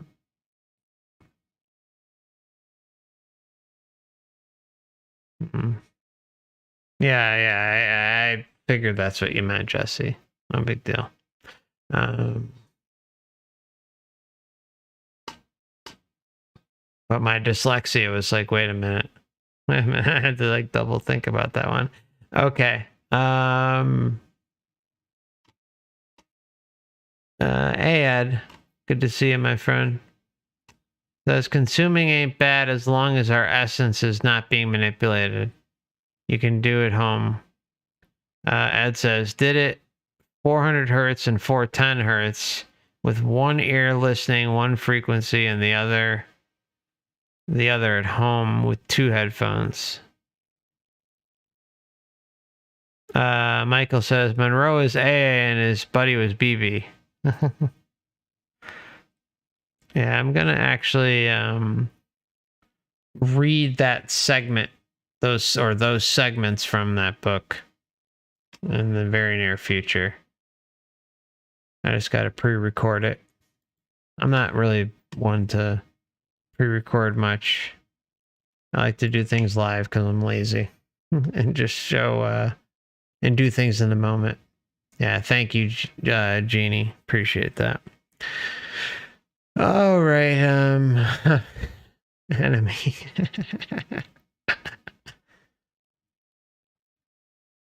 Yeah, enemy says Tom is a clown. There's a video of him laughing at people who question the possibility of Earth being a soul trap. Yeah, I've seen that. That's why it's you know, I wouldn't mind talking to him, but I just, why would he talk to me? I just, once I got ghosted, it was kind of the end. Same thing with Anthony.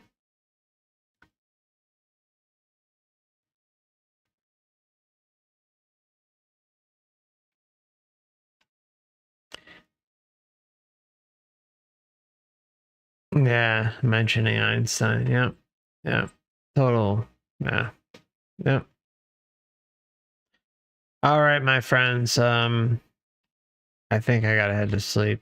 My voice is shot and gotta get some sleep. Almost 1 o'clock. Wow. All right. My eyes are all dry and about to shut. Anyways, really quickly before we go, I just want to let just kind of go through the standard information to close out the show. Again, I know I mentioned it earlier, but we have Mary, who has nothing to do with tonight's Mary, and she had shared death experiences, which she labeled as NDEs, but you know, they were basically shared death experiences. But she's coming on for an interview and an open discussion on Saturday. That's in a couple days, the 26th of March, 2022. And that will be at 3 p.m. Eastern Standard Time. That's 3 p.m. Eastern Time. And then I also have the Last Timers Club monthly members meeting. That is on the 27th at 4 p.m. Eastern Standard Time. So Saturday, Mary comes to discuss her shared death experiences and premonitions, and among many other things that she has gone through in her life. And then the 27th will be the member stream for levels 2 and 3. So if you'd like to join that, just consider using the membership link, which is pinned in the chat, and then it's also in the description tab. And what else was there? I also have a Twitch where I'll play video games every once in a great while.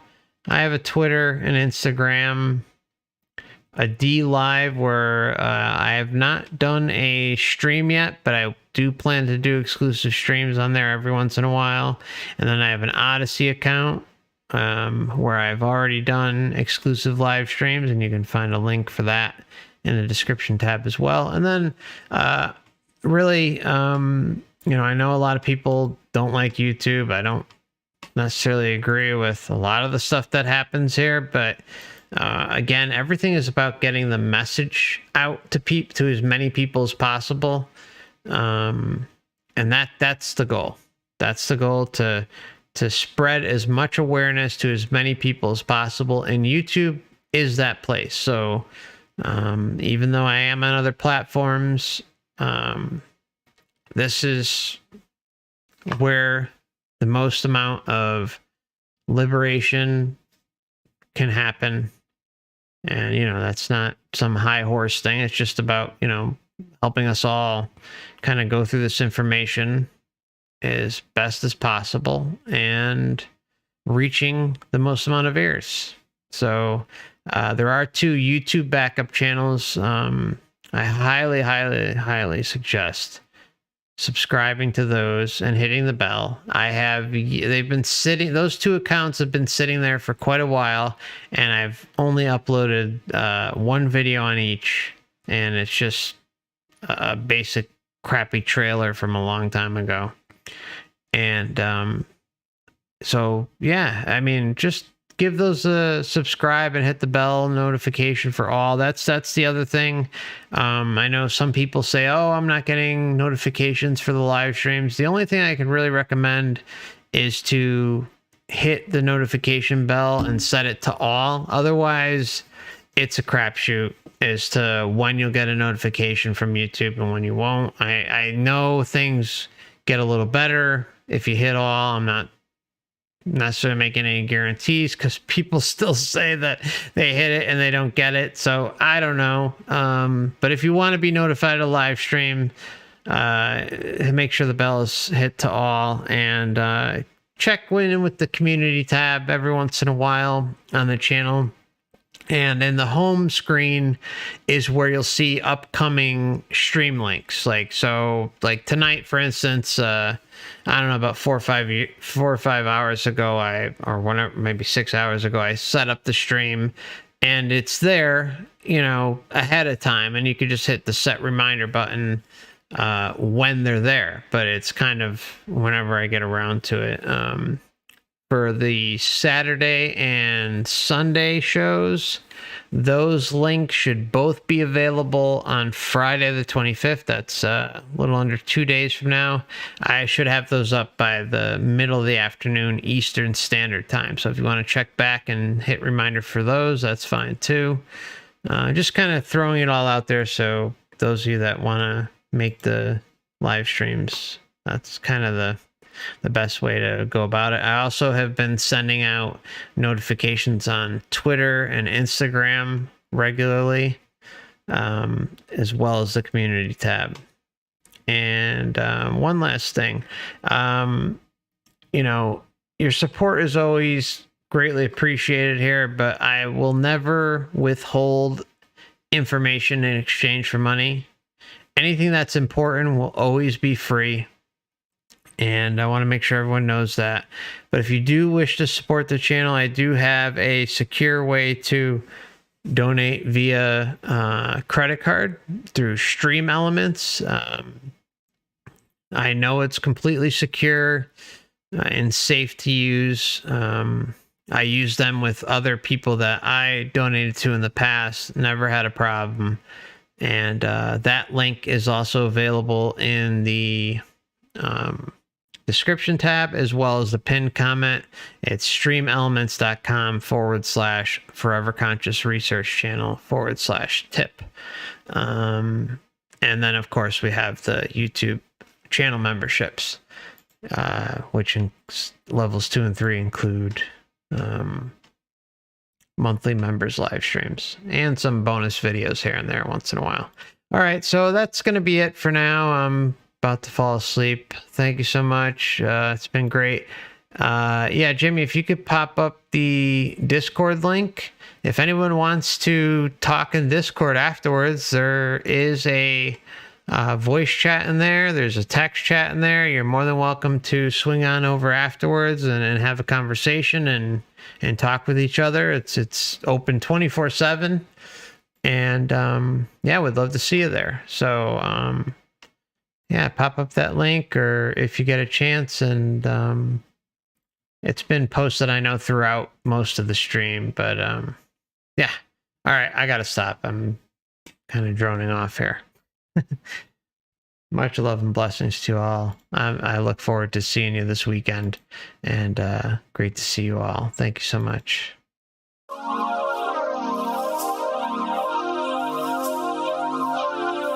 Thank you.